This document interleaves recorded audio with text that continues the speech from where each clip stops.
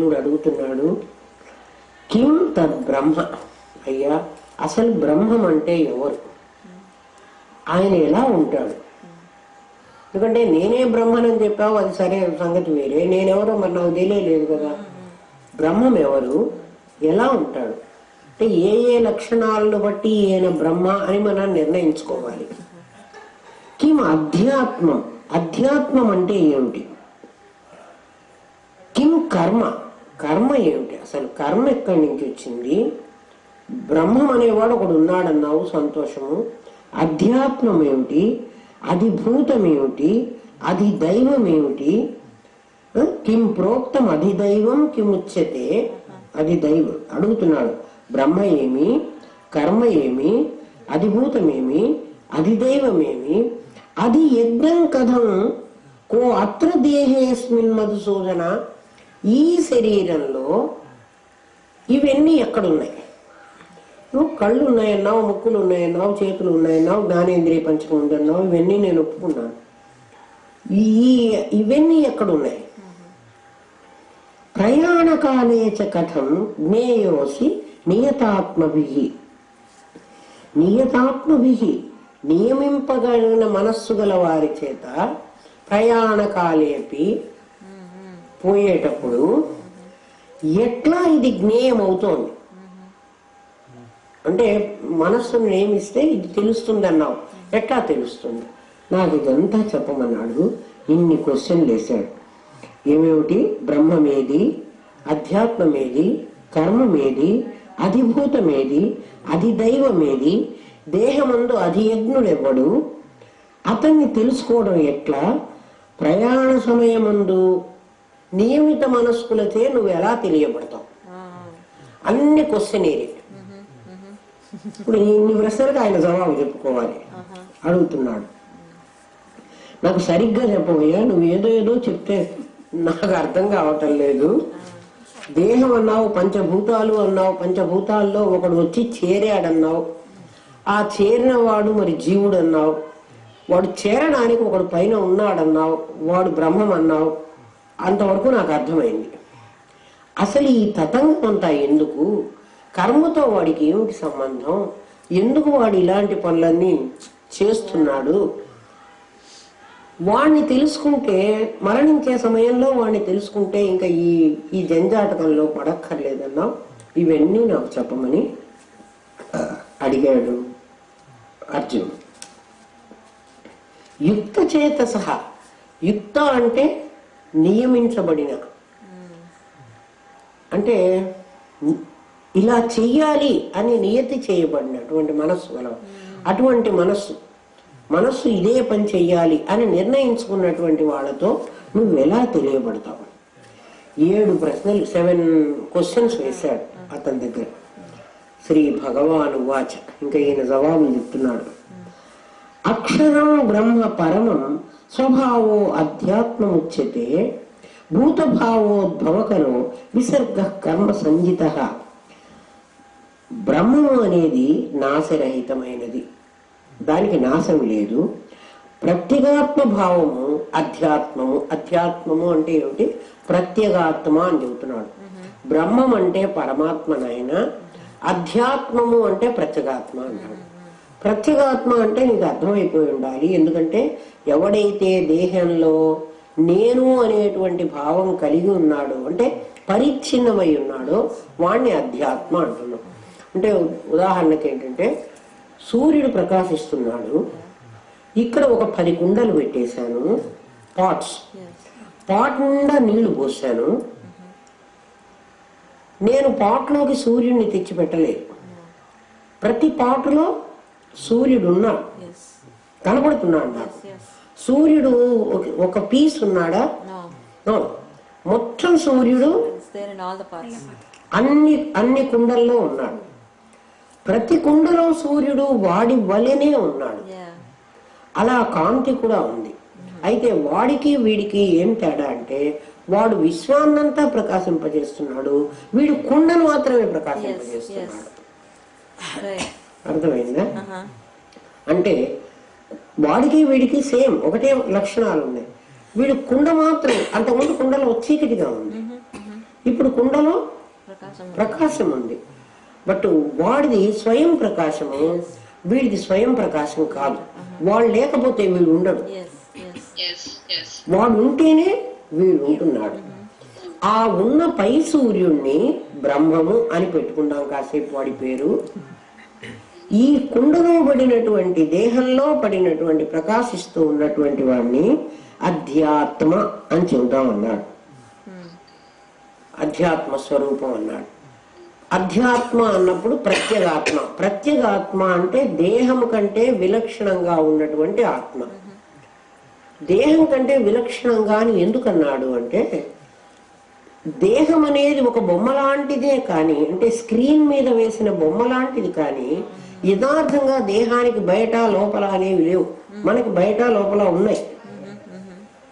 ఇది లోపల, ఇది వెలుపల, మధ్యలో నా దేహం ఉంది. ఇది కుండకు బయట, ఇది కుండ లోపల అని నాకు పాటు ఉంటే దానికి వెలుపల లోపల, అట్లా శరీరం ఉంటే లోపల వెలుపల ఉంది. లోపల ఉన్నవాడిని ప్రత్యేగాత్మ అని, బయట ఉన్నవాడిని నేను పరమాత్మ అని, తత్ త్వమసి అని అంటున్నా. నిజంగా నా శరీరం అనేది ఇలా కుండలాగా లేదు. మరి ఏముంది? తాడు మీది పాములాగా ఉంది.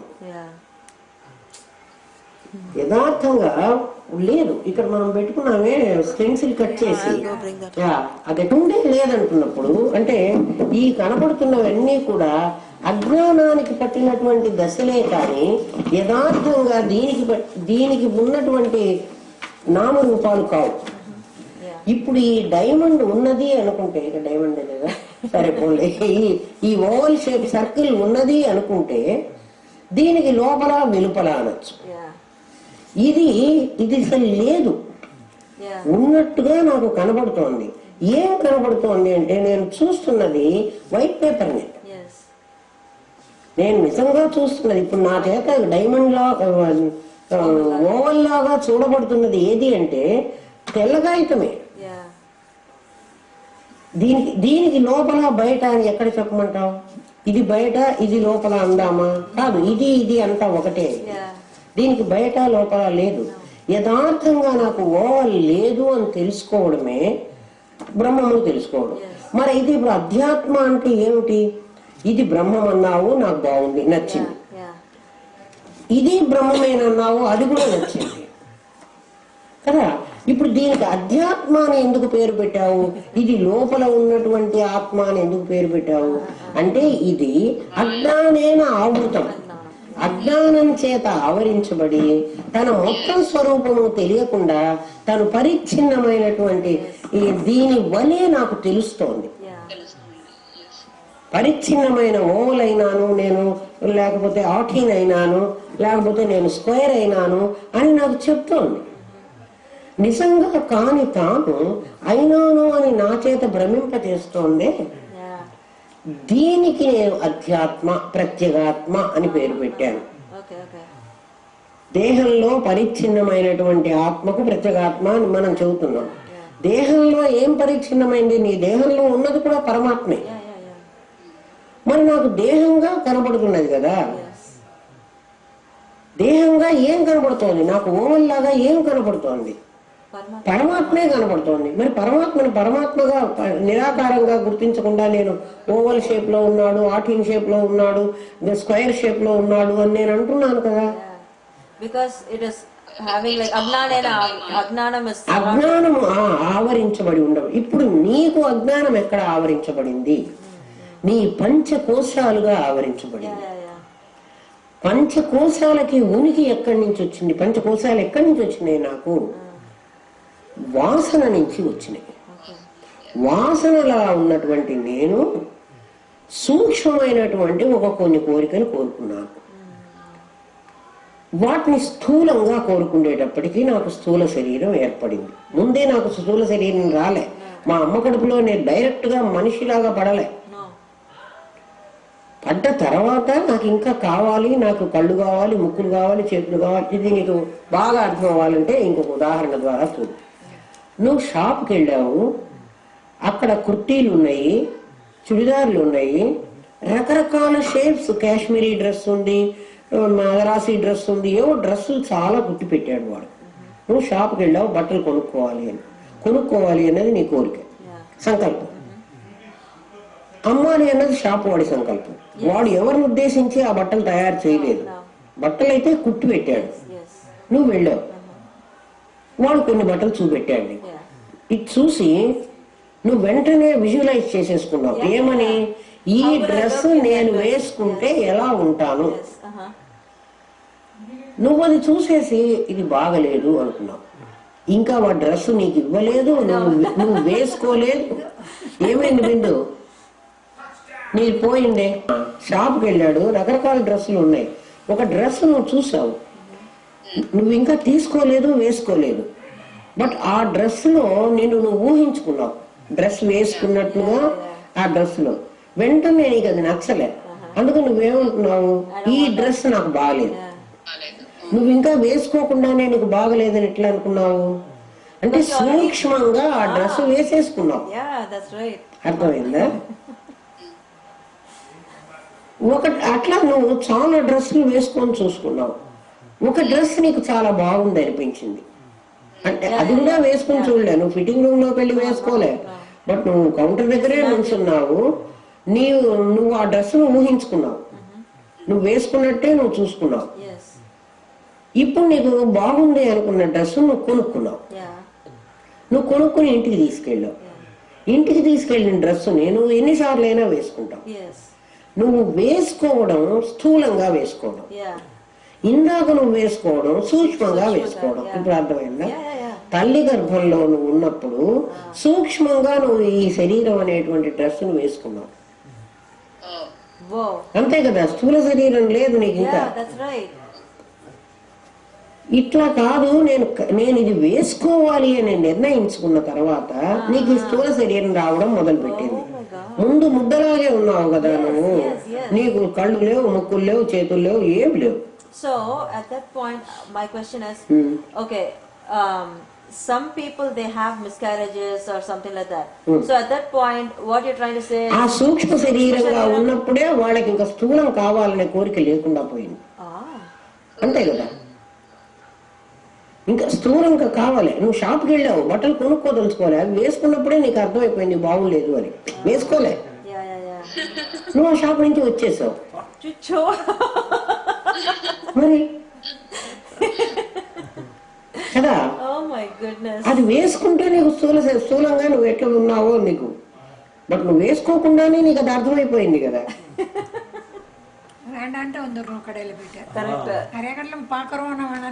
అంతే కదా? చూడ్డానికి వాడు నీకేం అబ్జెక్ట్ చేయడు. నువ్వు తీసుకుంటే నువ్వు కొనుక్కోవాలి. అన్ని చూసావు, వచ్చేసావు. నువ్వు ఏ డ్రెస్ నీకు నచ్చలేదన్నమాట. కాబట్టి అట్లా వాళ్ళు మిస్కారేజ్ అయిపోతారు. So that is one of the reasons why they have a miscarriage. ఆ లోపల ఉన్న బిడ్డకు అక్కడ తల్లికి కూడా ఉంది, కర్మ ఉంది కదా. అది అంతవరకే దాన్ని మోసి వదిలేసి ఉంటుంది. అది తల్లి కర్మ, ఇది బిడ్డ కర్మ. ఈ రెండింటిని జోడించేవాడు ఈశ్వరుడి పని. ఈశ్వరుడికి ఎంత పనిగా చూడు. మరి ఏం పని లేదంట. ఊరిక చూస్తున్నాడు అంటే చూడడం కాదు, వాడు చాలా పని చేస్తున్నాడు. ఏమన్నా కొన్ని పొరపాటు పడి వీడి కర్మ వాడి చేశాడంటే వాడి పంపుతారు. అస్సలు వెయ్యడు. అర్థమైందా? స్థూల శరీరాన్ని ధరించడం అన్నమాట. ఇప్పుడు స్థూల శరీరాన్ని ధరించకుండానే ఇది ధరించినట్లుగా నీకు కనిపిస్తోంది. అటువంటి వాడిని ప్రత్యేగాత్మ. స్థూలాన్ని ధరించాడు కానీ వాడు పరమాత్మే. స్థూలమైనటువంటి స్థూలమైన కవర్ ఇదిగో వేసుకున్నాడు, వీడు పరమాత్మే. స్థూలమైన కవర్ వేసుకున్నాడు. కవర్ ఎప్పుడైతే వేసుకున్నాడో ఇక్కడ ఉన్నటువంటి ఈ వైట్ పేపర్ కి ఓవల్ అని పేరు వచ్చింది. ఈ వైట్ పేపరు ఎప్పుడూ ఓవల్ కాలేదు. నీకు కాలేదు అని ఎప్పుడు తెలుస్తోంది? దీనికి అంటుకున్నటువంటి దీనికి రెండు కావాలి. అర్థమైందా? దీనికి ఉన్నది ఇటువంటి షేపులు మారేటువంటి రోగం. దీనికున్న రోగాన్ని మొత్తం నువ్వు తీయగలిగినప్పుడు చిత్తశుద్ధి అంటున్నావు. ఇది ఇది కలిగినప్పుడు నీకు మొత్తం పరబ్రహ్మగానే నిర్వికారమైనటువంటి ఆకారం లేనటువంటి వాడు, ఆకారం పొందనటువంటి వాడు పొందలే. ఈ వైట్ పేపర్ ఎప్పుడూ కూడా స్క్వేర్ కాలేదు, ఆటింగ్ కాలేదు, ఓవల్ కాలేదు. అసలు తను ఎప్పుడు అట్టగే ఉంది కదా. దీనికి ఆకారాలు వచ్చినాయి, దీనికి విడిగా ఆకారాలు ఉన్న దీని ఆకారం నీ చేత గుర్తించబడదు. ఇది ఉన్నప్పుడు మాత్రమే గుర్తించబడుతోంది. అర్థమైందా? కాబట్టి స్థూల శరీరము నీకున్నది అని అనుకుంటున్నావు కాబట్టి దీని లోపల అని అర్థం అన్నమాట. లోపల వెలుపల అంతర్బహిచ్చ తత్సర్వం వ్యాప్యం నారాయణ స్థిత. అంతర్బహిచ్చ తత్సర్వం అంటున్నాడు. లోపల వెలుపల, లోపల వెలుపల అనాలంటే పరమాత్మ ఒక కుండలాగా ఉండాలి. కుండకు బయట, కుండకు లోపల.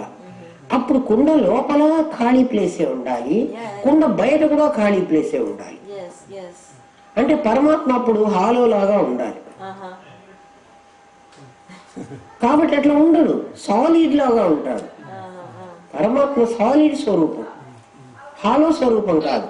అమ్మా అర్థం కాలే? సాలిడ్ అంటే ఏమిటి? అందులో ఇంకా ఏది చొప్పించడానికి వీల్లేదు, దానిలోంచి ఏది తీయడానికి కూడా వీల్లేదు. అటువంటి వాడు పరమాత్మ. ఇప్పుడు దీనికి కొత్తగా ఏం వేయమంటావు నన్ను? శరీరం అనే తొడుగు వేస్తే పరమాత్మ లోపలికి నేను ఇంకోటి దూర్చినట్లయింది. కాబట్టి అట్లా ఖాళీ లేదు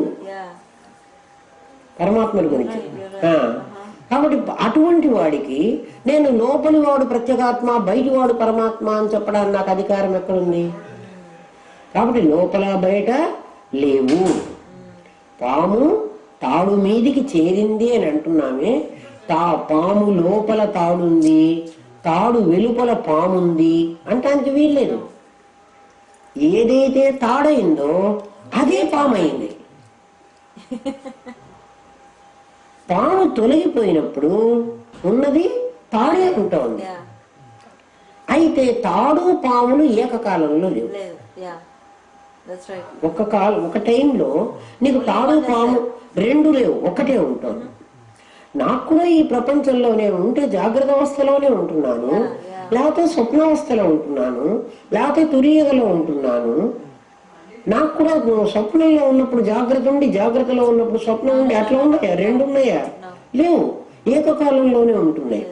అయితే ఏకకాలంలో ఉన్నటువంటి ఇప్పుడు నిజంగా జాగ్రత్త అవస్థ ఉంది, జాగ్రత్త అవస్థలో మనం 8 గంటలు ఉంటున్నాం, 9 గంటలు నిద్రావస్థలో ఉంటున్నాం కదా. 9 గంటలు రాత్రి 9కి 10కో 9కి పడుకున్నాం అనుకో, 10కి పడుకున్నాం అనుకున్నాం, తెల్లవారి 7కు లేస్తున్నావు, 6కి 7కి, 9 గంటల సేపు నిద్రపోతున్నావు. నిద్రలో నాకేమీ లేదంటున్నావు. అంత సమయమే నువ్వు జాగ్రత్త అవస్థలో కూడా ఉంటున్నావు. మరి జాగ్రత్త అవస్థలో ఉన్నవన్నీ నిజం అంటున్నావు, నిద్ర అవస్థలో ఉన్నవి జీవం అంటున్నావు.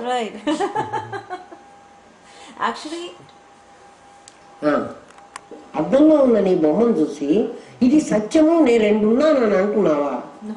అంటలేదు, అది నేనే అంటున్నావు. అద్దంలో ఉన్నది ఎవరు అంటే నేనే. మరి ఇదెవరు? ఇది నేనే. మరి అదెవరు? నా ప్రతిబింబం. నువ్వే అంటున్నావు కదా, దానికి ఇండివిజువాలిటీ లేదు, నాకు ఉంది అంటున్నావు. స్వప్నంలో ఉన్నప్పుడు అది కూడా నువ్వు కళ చూస్తున్నవాడివి, నీకు కళలో కనపడుతున్నది. అంతే కదా. మరి అది వేరేని ఒప్పుకో, నువ్వు అది వేరంటున్నావు కదా. Yeah, but the only thing is, just like you said, Stula Shariram is Nirmitam to Kalam. Yeah. So, whatever example you said was like when you sleep and then you get up, you think, oh, what time is it now? So, from the time you slept and then you get up, you think, okay, it's half hour. So, you know that it's half hour past. Half hour past అని నువ్వు ఎప్పుడు కనుక్కున్నావు? నీకు జాగ్రత్తలోకి వచ్చాక, నీకు స్వప్నంలో ఉండగా నీకు తెలియలేదు. మరి ఇక్కడ కూడా నీకు సంవత్సరాలు తెలియటం లేదు. నువ్వు పుట్టి ఇన్నేళ్ళు అయిందని నువ్వు ఒప్పుకుంటావా? నీకు ఆ పుట్టిన డేట్ నుంచి ఈ డేట్ వరకు నువ్వు లెక్కేసుకుని నాకు ఇన్నేళ్ళు వచ్చినాయి అని అంటున్నావు. కానీ ఏ రోజు నువ్వు టైం మారినట్టు పెరిగినట్టు నీకు తెలిసింది? నీకు తెలియదు, నువ్వు ఇలాగే ఉన్నావు. అది పెరుగుతూనే వచ్చింది. టైం గడుస్తూనే వచ్చింది. ఈ కళ్ళు నీళ్లు గారి వస్తూనే ఉన్నాయి. కళలో చాలాసేపు ఉంటున్నావు నిద్రలో, బట్ నువ్వు ఆ సమయాన్ని నేను గుర్తించడంలా. ఇప్పుడున్నది మాత్రమే సత్యం అంటున్నావు, ఇది మాత్రమే నిజం అంటున్నావు. పరమాత్మ అర్జునుడు అడిగిన ప్రశ్నలకు జవాబు చెప్తున్నాడు. బ్రహ్మమనగా ఏమి అన్నదానికి సర్వోత్తమమై నాశరహితమైన వస్తువు బ్రహ్మము.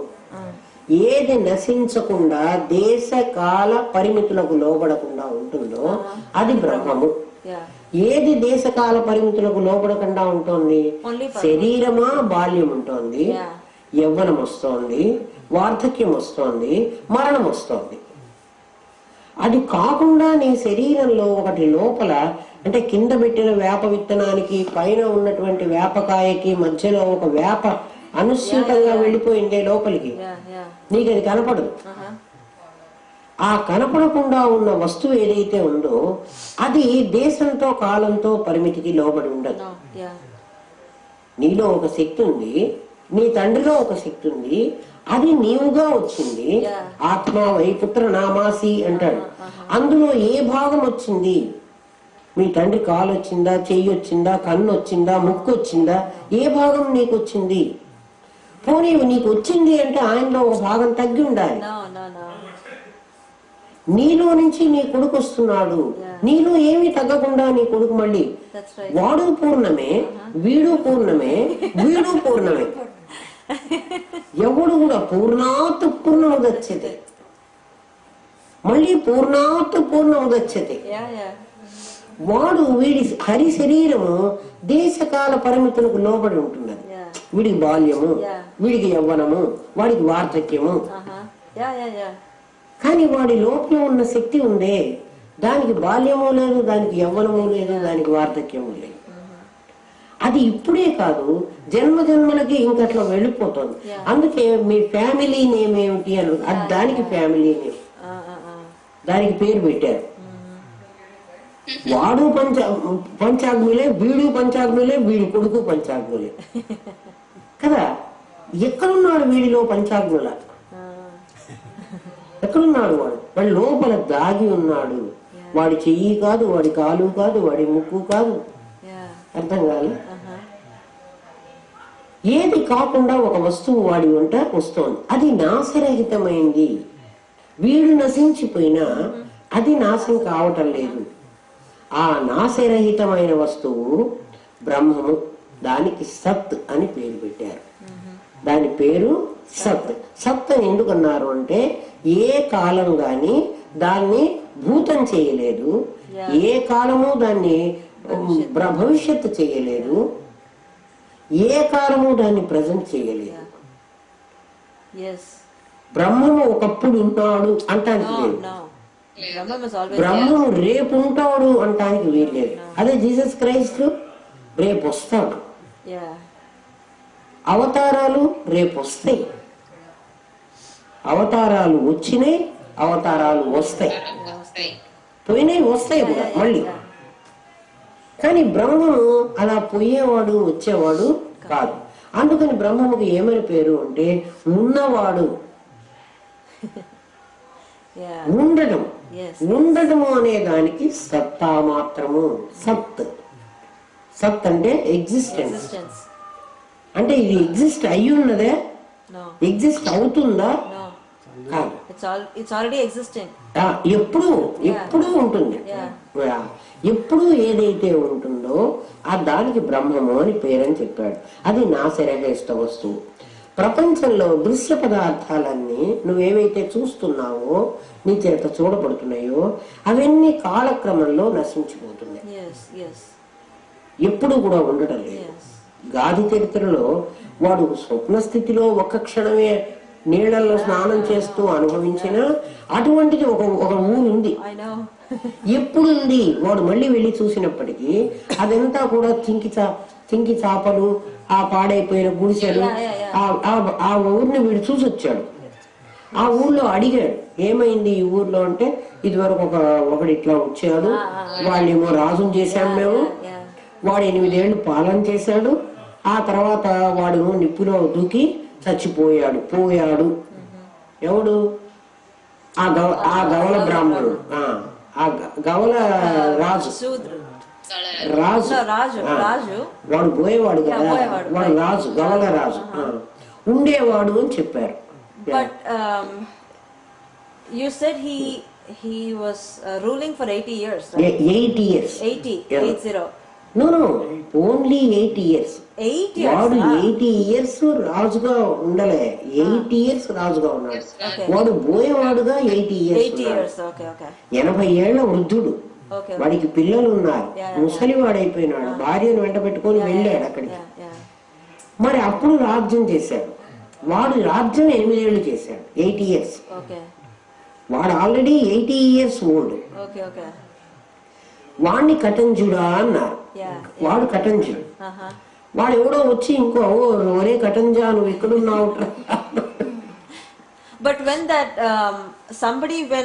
somebody is informing this Brahmana that somebody came, Boyavadu came, and then he was made as a king and he ruled for 8 years. After 8 years he was burnt. అంతే కదా. వాడు చిట్టి పేర్చుకొని వాళ్ళందరూ బ్రాహ్మణులందరూ ఈ బోయేవాడికి మేము సేవ ఊడిగం చేశామే, పాపం వచ్చిందని వాళ్ళందరూ చచ్చిపోయారు కదా. ఆ పాపం వీడు నాకు వస్తుండేమో అని వీడు నిప్పు అంట పెట్టుకుని అందులో దూకపోయినాడు. ఆ దూకపోయినప్పుడే ఇక్కడ నీళ్ళల్లో దూకాడు. వీడికి పెళ్ళే కాలేదు, ఇంకా ఈ బ్రాహ్మణుడికి పెళ్ళామే లేదు కదా. వీడు చచ్చిపోయినాడట, గాలి బ్రాహ్మణుడుగా చచ్చిపోయినాడు. అక్కడికి భార్య వచ్చింది, తల్లి వచ్చింది, బంధువులందరూ ఎవరో చూడలేదు, నా బంధువులందరూ వచ్చారు. అడిగాడు కదా. ఇదంతా మళ్ళీ వెళ్ళి ఈ బ్రాహ్మణుడు ఒకడు ఇంటికి వచ్చినప్పుడు వాడు అడిగాడు, ఎందుకు నువ్వు ఇట్లా చిక్కిపోతున్నావు అంటే, మేము ఆ పాపం చేశాము, మా వాళ్ళందరూ అట్లా దానిలో నిప్పులో పడి చచ్చిపోయినారు, నేను చావలేక నేను కృత్యాంధ్రాయణ వ్రతాలు చేస్తూ ఇట్లా శుష్కించిపోయినాను అని చెప్పాడు. అరే నా కలలో వచ్చింది, నేను ఆ ఊహలో అనుకున్నది వీడు యథార్థంగా చెప్తున్నాడు ఏమిటి అని వీడు వెళ్ళాడు కనుక్కుందామని. కనుక్కుంటే నిజంగా కూడా ఆ ఊళ్ళో ఒకప్పుడు అట్లా ఉండేవాడు అని చెప్పాడు కదా. ఇప్పుడు వాడికి అనుమానం వచ్చింది, అందుకు విష్ణువుని అడిగాడు, ఏమిటయ్యా ఇది చిత్రంగా ఉంది, నాకేదో మరి నేను స్నానం చేస్తూ ఉంటే నాకు మాయ యొక్క కార్యం తెలుసుకోవాలంటే నాకు ఇది కలిగింది, చివరికి అక్కడికి పోతే నిజంగానే ఒక బోయవాడు రాజ్యం చేశాడని వీళ్ళందరూ సత్యం అంటున్నారు, ఇది నా సంకల్పం అయితే వాళ్ళందరికీ ఎందుకు సంకల్పం కలిగింది, ఇది ఎట్లా నిజం అవుతుంది అని అడుగుతాడు. అడిగితే అప్పుడు విష్ణువు చెప్తాడు, నాయన సముద్ర పొట్టున 10 మంది మనుషులు నడిచి వెళుతున్నారు, సముద్ర పొట్టున నడిచి వెళుతున్నారు, వాళ్ళందరికీ ఆలి చిప్పలు కనిపించాయి, సముద్ర పొట్టున షెల్స్ ఉంటాయి కదా, వాటి మీద సూర్యకిరణాలు పడి అవి వెండి ముద్దల్లాగా మెరుస్తున్నాయి, అందరికీ వెండి ముద్దలు అనే భ్రాంతే కలిగింది కదా, ఒక్కడికి కలగలేదు కదా, ఒకడికే కలగలేదు కదా వెండి ముద్దలు అనే భ్రాంతి అందరికీ. సిల్వర్ ముద్ద మీన్స్ సిల్వర్ కట్టి అని అనిపించలే వాళ్ళకి, ఒకడికి అనిపించలేదు కదా. ఒకడికి కలిగితే అది భ్రాంతి అని అనొచ్చు, అందరికీ కూడా అక్కడ వెండి ముద్దలే కనిపించినాయి. చివరికి దగ్గరికి వెళ్ళి చూస్తే అది కాదు, అది ఆలిచిప్పలని వాడికి అర్థమైపోయింది. ఆలిచిప్పల మీద సూర్యకిరణాలు పడి అవి వెండిలాగా మెరుస్తున్నాయి. అక్కడికి వెళ్ళిన తర్వాత వాడికి అర్థమైపోయింది. మరి ఒకడికే అది అనిపించాలి కదా, తర్వాత ఇంకా కూడా అలాంటి ఆలిచిప్పల సముద్రం పొట్టున చాలా ఉన్నాయి. ఒకసారి వీళ్ళు నిర్ణయించుకున్న తర్వాత ఇవి ఆలిచిప్పలు అని అనుకున్న తర్వాత మళ్ళీ అటువంటి ముద్దలు కనిపిస్తూనే ఉన్నాయి వీళ్ళందరికీ కూడా. ఇప్పుడు వాళ్ళకి వెండి అన్న భ్రాంతి కలుగుతున్నదా? ఇంకా కలగటంలా. ఎందుకని? అందరికీ ఒకసారి భ్రాంతి పోయింది కదా, అందరికీ ఒకసారే భ్రాంతి కలిగింది, అందరికీ ఒకసారే భ్రాంతి పోయింది. అట్లాగే నీతో పాటు ఆ బోయ రాజ్యంలో ఉండే వాళ్ళందరికీ కూడా ఒకసారే భ్రాంతి కలిగింది, వాళ్ళ భ్రాంతి ఒకసారే పోయింది కదా. ఆలోచించు, భ్రాంతి ఒకసారే కలిగింది అంటే ఒకడికే కలగాలి భ్రాంతి అని నువ్వు అనక్కర్లేదు. ఇదివరకు కూడాను వాడికి ఎవరికి, ఆ రాజుకి ఇదివరకు ఒక రాజు పురంజనోపాఖ్యానం కాదమ్మా, అంతకు ముందు ఒక కథ చెప్పుకున్నాం మనం. ఈ గాది చరిత్రలో ఈ కీర రాసే వాడు కూడా బోయేవాడు, బోయ రాసే. ఈ వీడే గాది, గాది వీడే అవుతాడు. ఇంత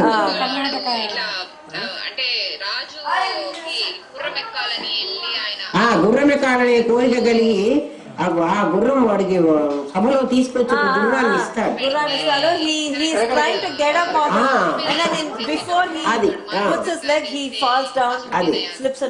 అది వెళ్ళిపోతాడు. ఆ బోయపాడు వాళ్ళతో రాజ్యం చేస్తాడు. ఒకసారి వీళ్ళు ఊతాడు, అది నిజమని నేను వెళ్ళి కనుక్కొచ్చాను. అప్పుడు కూడా ఏదో బోయదేశం వెళ్ళి కనుక్కొచ్చాను, అదంతా నిజమే అయింది అంటే చెబుతాడు. నీకు ఒక్కడికే ఒకసారి కలగాలని లేదు, సేమ్ వాసనలు ఎవరెవరికి ఉంటాయో వాళ్ళకు అటువంటి భ్రాంతులు కలుగుతాయి అని. వీడు సముద్ర పొడ్డులో ఉండేటువంటి వాడికి 10 మంది నడిచిపోతుంటే అందరికీ కూడా అది అది వెండి ముద్దలాగే కనిపించింది కదా. తర్వాత భ్రాంతి ఒకసారి వాళ్ళు చూసిన తర్వాత ఇది వెండి ముద్ద కాదు అని తెలిసాక అవి కనిపించినా కూడా వాళ్ళని నిన్నేం చెయ్యదు. నువ్వు ఒకసారి పాము కాదు అని నిర్ణయించుకునేది తాడేలని నిర్ణయించుకున్నాక నీకు అది పాము వలే కనిపించినా కూడా నువ్వు ఇదివరకట్లాగా భయభ్రాంతులు నీకు కలగవు, నీకు భయం ఉండదు. ఇంకా ఒకసారి తాడును చూసిన తర్వాత అట్లా వీడికి కూడా కలుగుతుంది. అవి జరిగిన కాలంలో జరిగినట్టు వాళ్ళు చూపించారు ఆ బోయేవాడు, గతించిన కాలం. కానీ పరమాత్మ అట్లా గతించిన వాడు కాదు, గాది ఇప్పుడున్న వాడే. అది ఎప్పుడో జరిగింది అంటున్నాడు కదా.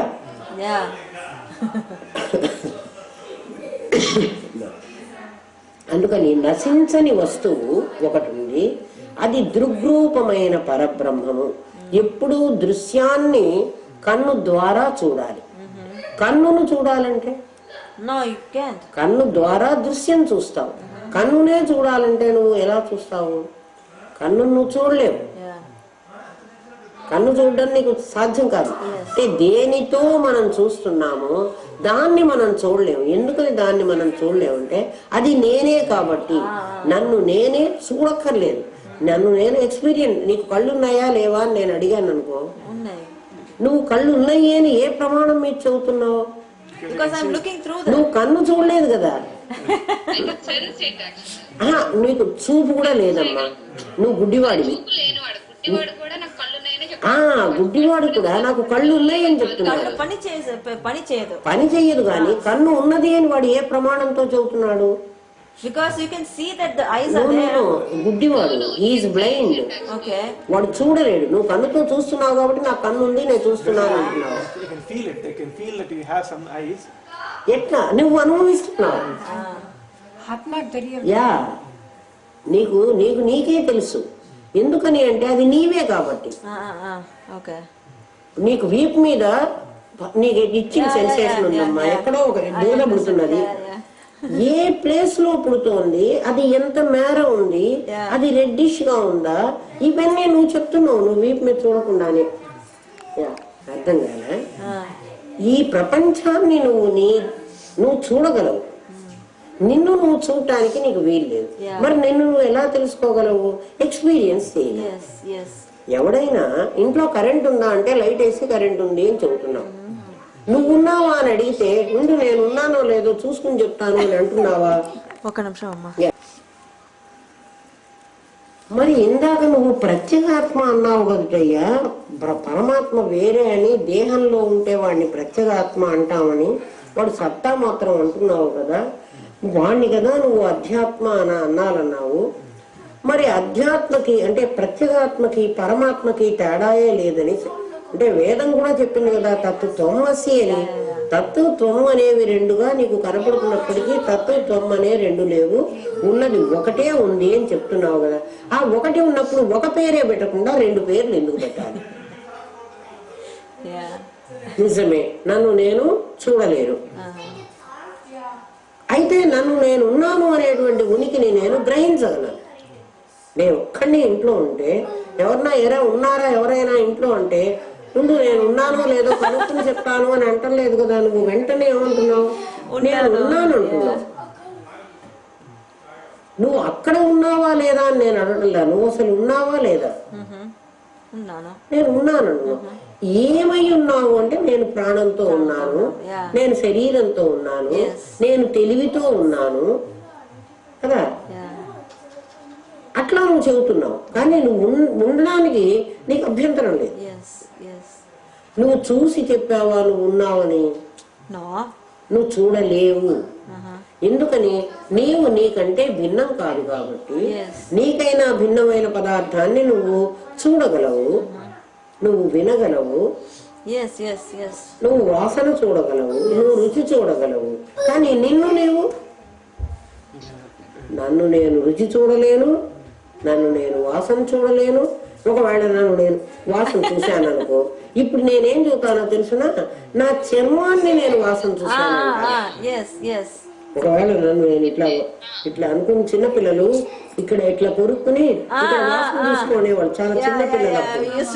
యా, పిల్లలు ఎందుకో మరి, యా చిన్నపిల్లలు నోటితో ఇట్లా కొరుక్కుని ఇక్కడ ఎంగిలి చండాలం వాసన వస్తుంది. అంటే ఎంత చండాలం ఉందో మన కడుపులో ఆలోచించు. Yeah. I know. అప్పుడు నువ్వేమంటావంటే, నువ్వు వాసన చూసుకుంటే నువ్వు నీ చర్మాన్ని వాసన చూశానంటావు కదా. Yeah. నిన్ను నువ్వు అద్దంలో చూసుకుంటే నీ ఫిజికల్ బాడీని చూశానంటావు. Yes. Yes. Yeah. ఒక్కొక్కటి దిహ ఉపచయ్యే అనేటువంటి ధాతువు నుంచి వచ్చిందట దేహం అని. దేహం అన్నారు. దేహం అంటే ఏమిటి? ఒక సంకల్పంతో నువ్వు ఒక్కొక్కటి ఇది నాది, ఇది నాది, ఇది నాది అని కూర్చుకున్నావుట. పేరుకుపోయిన అజ్ఞానమే దేహము అన్నాడు. దానికి దేహము అని పేరు ఎందుకు వచ్చిందంటే, దిహ ఉపచయ్యే, ఒకటి కాకుండా అనేక మార్లు ఒక అజ్ఞానం, దాని మీద ఇంకో అజ్ఞానం, దాని మీద ఇంకో అజ్ఞానం, పేరుకుపోయిన అంటే స్టాగ్నేట్ అయినటువంటి అజ్ఞానమే దేహము. Oh my God. Stagnate on a item. ఒక దాని మీద ఒకటి ఎట్లా వేసుకున్నావు? ఫస్ట్ ఏమనుకున్నావు? నేను సీడ్ని అన్నావు, ఆ తర్వాత నేను చిన్న మొలకని అన్నావు, ఆ తర్వాత నేను తండ్రి కడుపులో ఉన్నటువంటి ఆ చిన్న స్పెరం అనుకున్నావు, స్పర్మ్ అనుకున్నావు, ఆ తర్వాత నేను ఎగ్గును అనుకున్నావు, ఆ తర్వాత నేను మాంసపు ముద్దని అనుకున్నావు, ఆ తర్వాత నేను తల్లి కడుపులో పెరుగుతున్న బిడ్డని అన్నావు, ఆ తర్వాత బయటకు వచ్చి ఫలానా నామరూపాలు గలవాడిని అన్నావు. ఒకదాని మీద ఒకటి ఇట్లా పేరుకుపోయిన అంటే అక్యూములేట్ అయినటువంటి అజ్ఞానం మొత్తం కలిస్తే దేహము. దానికి ఆ పేరు అందుకు పెట్టేస్తారు. సంస్కృత భాష ఎంత గొప్పదో చూడు.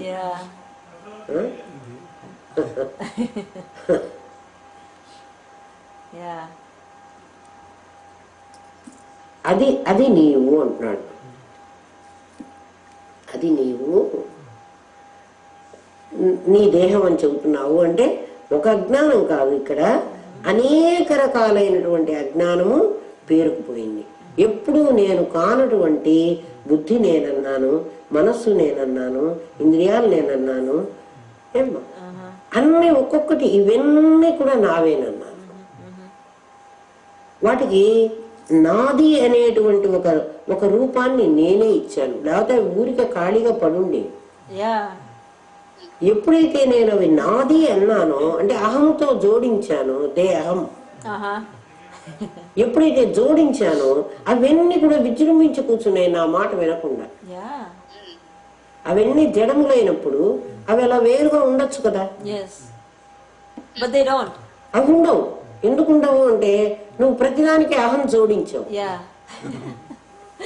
అందుకని మనస్సు నీ మాట వినదు. నీ మనస్సే నీకు చెప్తుందిట. గురుదేవులు ఒకసారి ఎప్పుడో చెప్పారు, ఎవడో నిన్నేదో అన్నారు, నీ మనస్సు బాధపడింది. ఇప్పుడు నీ మనస్సు నీతో మాట్లాడుతుంటుంది. వాళ్ళు అనడం అయిపోయింది, వాళ్ళు తిట్టడం అయిపోయింది, వాళ్ళు వెళ్ళిపోయినారు కూడా. అసలు వాళ్ళు అంటుంటే నువ్వెందుకు పడాలి, నువ్వెందుకు ఎదురు తిరగకూడదు, నువ్వు మాట్లాడు, నువ్వు మళ్ళీ అను అని నీ మనస్సు నీకు చెప్తోంది. ఎవరితో చెబుతోంది మనస్సు నువ్వు ఆలోచించు. ఎవరితో చెప్తోంది మనస్సు? నీతో చెప్తోంది. నువ్వెందుకు ఊరుకుంటావు? వాళ్ళు నిన్ను ఇంత మాట అన్నారు, నీకు గుర్తుందా? పదే పదే అది గుర్తు చేస్తున్నది. నువ్వు ఒక్కసారి బుద్ధిగా ఆలోచించు. అయ్యో ఈ మనస్సు నాకు చెప్తోందంటే దానికంటే నేను భిన్నం అయితేనే కదా అది నాకు చెప్తోంది. కానీ నేను అదే పోయి దాంతో కలిసి వాళ్ళు రాగానే నేను ఇప్పుడు అడుగుతా ఉండు అని లేచి అడుగుతున్నానే. சண்டை போடுறதுக்கு இப்ப யாரோ உங்களை திட்டிட்டு போயிடுறாவா. ஆனா உங்களுக்கு வந்து உள்ளுக்குள்ள மனசு வந்து நோண்டிண்டே இருக்கு. அவ அது உன்னை திட்டினால நீ எதுக்கு வாய மூடின்னு இருக்க? ஏன் ஏதாவது சத்தம் நீயும் ஆர்கியூ பண்ண வேண்டியதானே, உன் மேல தப்பு இல்லைன்னு ப்ரூவ் பண்ண வேண்டியதானே, அது ஏன் நீ பேசாம இருந்த அப்படின்னு அது தூண்டிண்டே இருக்கு மனசு. అది వచ్చినప్పటికీ నీ మనసు చెప్పిన మాటలు విని నువ్వు దాని మీద మళ్ళీ పోతున్నావు. ஆமா, அப்ப சண்டைக்கு போறாள். నువ్వు ఆలోచించటం లేదు, నీ మనస్సు నీకు చెప్తోంది అని నువ్వే అంటున్నావు కదా. నీ మనస్సు నీకన్నా భిన్నమైతేనే కదా నీకు చెప్పగలుగుతావు. మనస్సు నీతో మాట్లాడుతున్నది కదా.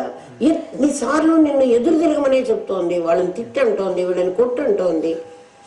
నువ్వేమో నువ్వు సైలెంట్ గా ఊరుకుంటే నిన్ను అలాగే చేస్తారు వాళ్ళు అని చెబుతోంది. అంటే నువ్వు ఊరుకుంటున్నావు అనేది దానికి అర్థం ఏమ్మా? మనసు చెప్తోందా చెప్పట్లేదా? విను బిందు చెబుతుంది కదా. అది మాట్లాడుతోంది అంటే అది నీకంటే వేరుగా ఉన్నదని నువ్వు ఎందుకు అర్థం చేసుకోవు? నువ్వు వేరు, అది వేరు. అందుకే నిన్ను రెచ్చగొడుతోంది. అది రెచ్చగొడితే రెచ్చిపోతున్నావు, దాంతో చేరి మళ్ళీ యుద్ధానికి పోతున్నావు. ఊరుకోవట్లా.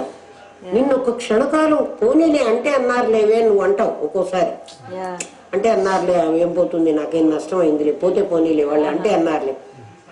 నువ్వు అట్లా ఇప్పుడు ఊరుకున్నావంటే రేపు మళ్ళీ ఇంకొకటి అంటారు వాళ్ళు. నిన్ను రెచ్చగొడుతున్నది. ఎవరి అండ చూసుకున్నది ఇలా మాట్లాడుతోంది. అస్స మనస్సు అది అహం, అది దానికి ఏం తెలియదు పాపం. నిజంగా మనసు జడం. నా అండ చూసుకున్నది మాట్లాడుతోంది, నన్నే రెచ్చగొడుతోంది. మరి నన్ను రెచ్చగొట్టి నన్ను యుద్ధానికి పంపించేటువంటి మనస్సు మంచిదన్నావా చెడ్డదన్నావా? చెడ్డదే కదా. కాబట్టి దాని చెడుతను నువ్వు గుర్తించావు కదా. గుర్తించినప్పుడు దాన్ని చెడ్డవాళ్ళని నువ్వు మూల పక్కన పెట్టగా దాన్ని ఎందుకు పైన సింహాసనం మీద కూర్చోబెడుతున్నావు? అది సింహాసనం మీద కూర్చుండేప్పటికి రాజ్యం చేస్తున్నావు. ఆలోచించు. అందుకే కఠోపనిషత్తులో చెప్తాడు. ఉపనిషత్తులు అన్ని కూడా ఇదే విషయాలు చెప్తాయి. వాళ్ళది మనకు విషయం తెలిస్తే ఉపనిషత్తు ఏం చెప్పిందో నీకు అర్థం అవుతుంది. ఆత్మానం రథినం విద్ధి అన్నాడు. నాయన ఈ ఓనర్వి నీవు, నీ శరీరమే రథం. అర్జునుడు రథం మీద కూర్చుని యుద్ధం సతికిలబడ్డాడు. రథం మీద సతికిలబడ్డాడు. అర్జునుడు రథం మీద కూర్చున్నాడు. రథం మీదే కృష్ణుడు కూడా కూర్చున్నాడు. కృష్ణుడు అర్జునుడికి సారథిగా వచ్చాడు. కృష్ణుడు ఎవడో కాదు, అర్జునుడి రథం మీదే ఉన్నాడు. అర్జునుడు రథం మీద యుద్ధం చేయలేను అని చతికిలబడ్డాడు. అంటే ఈ సంసారం అనేటువంటి దీంట్లో నేను సాగలేను, నా చేత కాదు అన్నాడు. అప్పుడు పగ్గాలు కృష్ణుడు తీసుకుని మాట్లాడాడు కదా. ఆత్మానం రథినం విద్ధి అన్నాడు. నాయన ఈ ఓనర్వి, నీ దగ్గర ఒక కారు ఉంది. నీ కారు ఓనర్షిప్ ఎవరికి ఉంది? నీకే ఉంది. నీకున్న రథం కారు ఇది. దీన్ని నడిపేందుకు ఒక సారథి కూడా ఉన్నాడు నీ దగ్గర. ఎవడు? బుద్ధి నీ సారథి. నీ బుద్ధి నీకు సారథి. నువ్వు చెప్పినట్టు బుద్ధి వినాలి గాని సారథి చెప్పినట్టు, డ్రైవర్ చెప్పినట్టు ఓనర్ వింటాడో, ఓనర్ చెప్పినట్టు డ్రైవర్ వినాలి. ఓనర్ చెప్పిన మాట డ్రైవర్ వినాలి. నువ్వు డ్రైవర్ చెప్పిన మాట వింటానంటున్నావు కదా. మరి గుర్రాలు 5 గుర్రాలు కట్టుకున్నావు. నీ రథానికి 5 గుర్రాలు ఉన్నాయి. పంచ జ్ఞానేంద్రియాలు. 5ంటికి సంకల్పాలనే తాళ్లు కట్టుకున్నావు. అంటే 5 రెళ్ళు పగ్గాలు, 10 పగ్గాలు నీ చేతిలో ఉన్నాయి. ఒక్క గుర్రం వదులుచుకుందనుకో నీ రథం ఎటుపోవాలి? కాబట్టి 5ంటి పగ్గాలు నువ్వు గట్టిగా పట్టుకోవాలా అక్కర్లేదా? 5 గుర్రాలు ఉన్నాయి నీకు రథం ఉంది.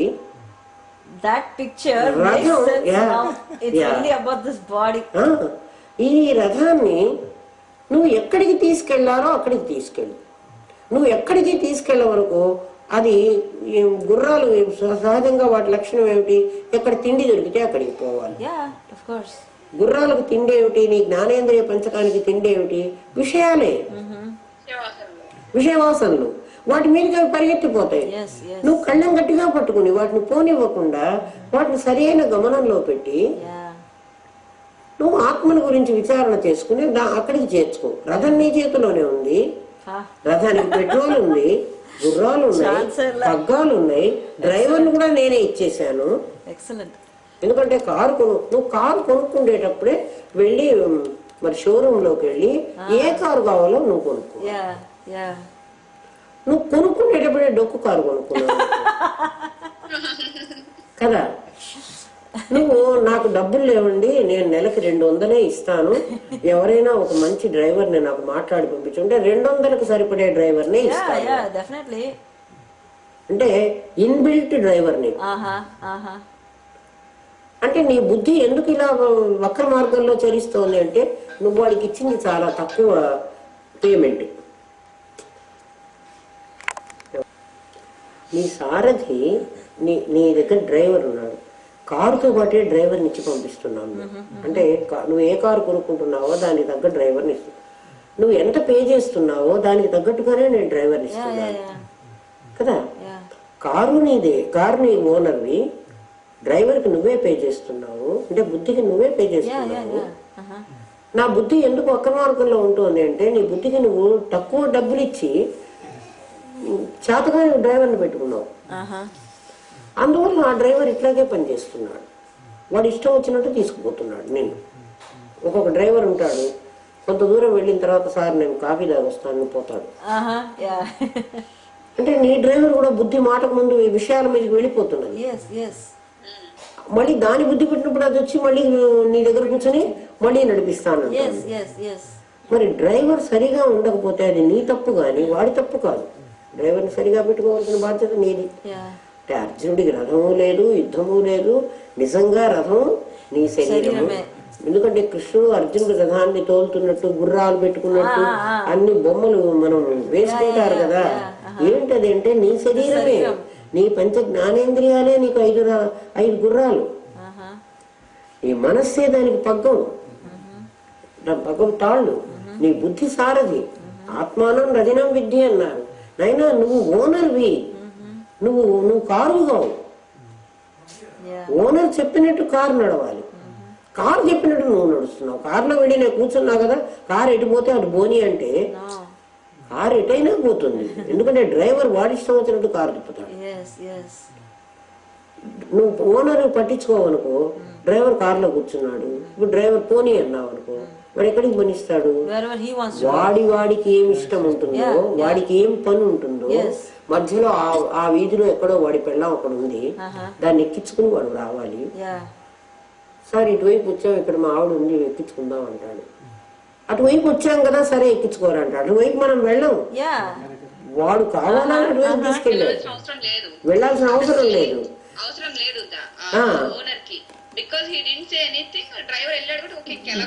డ్రైవర్ వెళ్ళాడు కాబట్టి ఎక్కించుకో అన్నాడు. వాడి పని అయిపోయింది, నీ పని కాలేదు. అట్లా బుద్ధి అనేది నిన్ను నీ ఇష్టం వచ్చినట్టు, దాని ఇష్టం వచ్చినట్టు నిన్ను తిప్పుతోంది. నువ్వు ఓనర్ అయ్యిండు కూడా ఓనర్షిప్ మెయింటైన్ చేయకుండా వాడికి లొంగిపోయి వాడికి బానిసై నువ్వు కూర్చున్నావు. నువ్వు ఆలోచన చేసుకో కదా. ఉపనిషత్తు అదే, కఠోపనిషత్తు చెప్పింది అనమాట.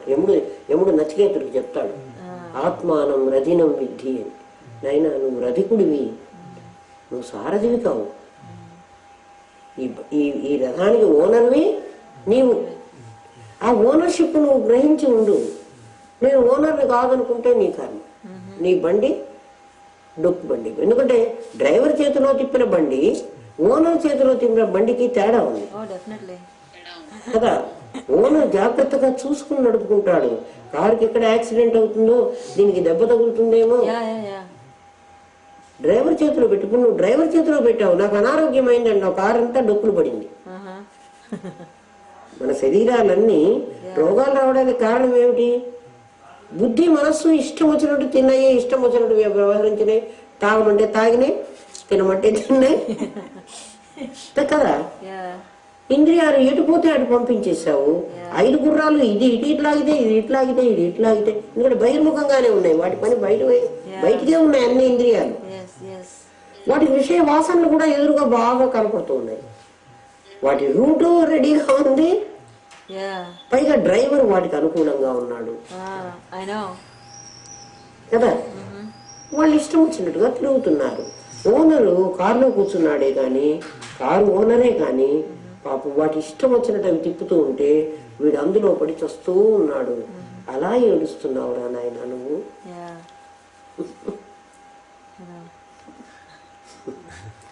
ఇప్పుడు నీకు నేనేం చెప్పాను, నీకు కొత్తగా రథాన్ని నేను ఇవ్వటం లేదు, నువ్వు ఓనరు అని గుర్తు చేశాను. Yeah. కారు నీది, వాడేమన్నా చేస్తే పాడైపోయేది నీ కారేను, Oh, yeah.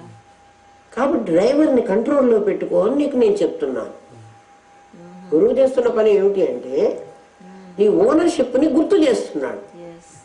ఆయన నిన్ను ఓనర్గా చేయటం లేదు That's right. కదా. నిన్ను ఓనర్గా గురువు గారు డిక్లేర్ చేయలేదు. No, no, no. నువ్వు ఓనర్వే, నువ్వు ఆ సంగతి మర్చిపోయినావు. Yeah.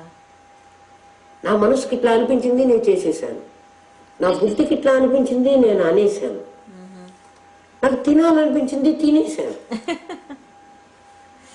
Yeah. నాకు తాగాలనిపించింది తాగేశాను. తాగుబోతు వాడు ఎందుకు తాగుతున్నాడు? లోపల ఉన్న పరమాత్మ తాగమని చెప్పలేదు కదా. ఇంకా వాడి పాపం వాడు లోపల వాడు నీకు తప్పు, ఇది తాగితే నీకు బాధ కలుగుతుంది, నీ ఇంట్లో వాళ్ళందరూ ఏడుస్తారు అన్ని చెప్తూనే ఉంటాడు. Of course. బట్ వాడు డ్రైవర్కి దాసుడైపోయినాడు. Yeah. డ్రైవర్ ఏం చెప్తే Listen to that. అది వింటున్నాడు.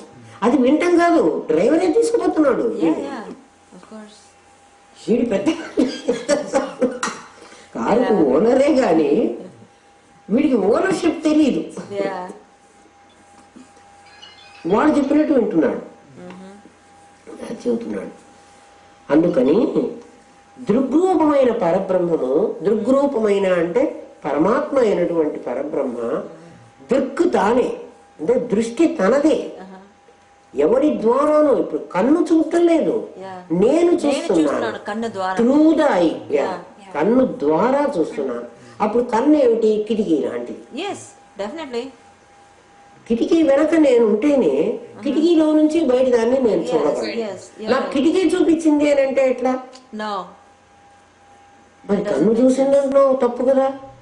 కన్ను చూడదు, నేను చూస్తున్నాను. నేను లేకపోతే చూడటం అనేటువంటి క్రియ కన్ను చేయలేదు. Yes.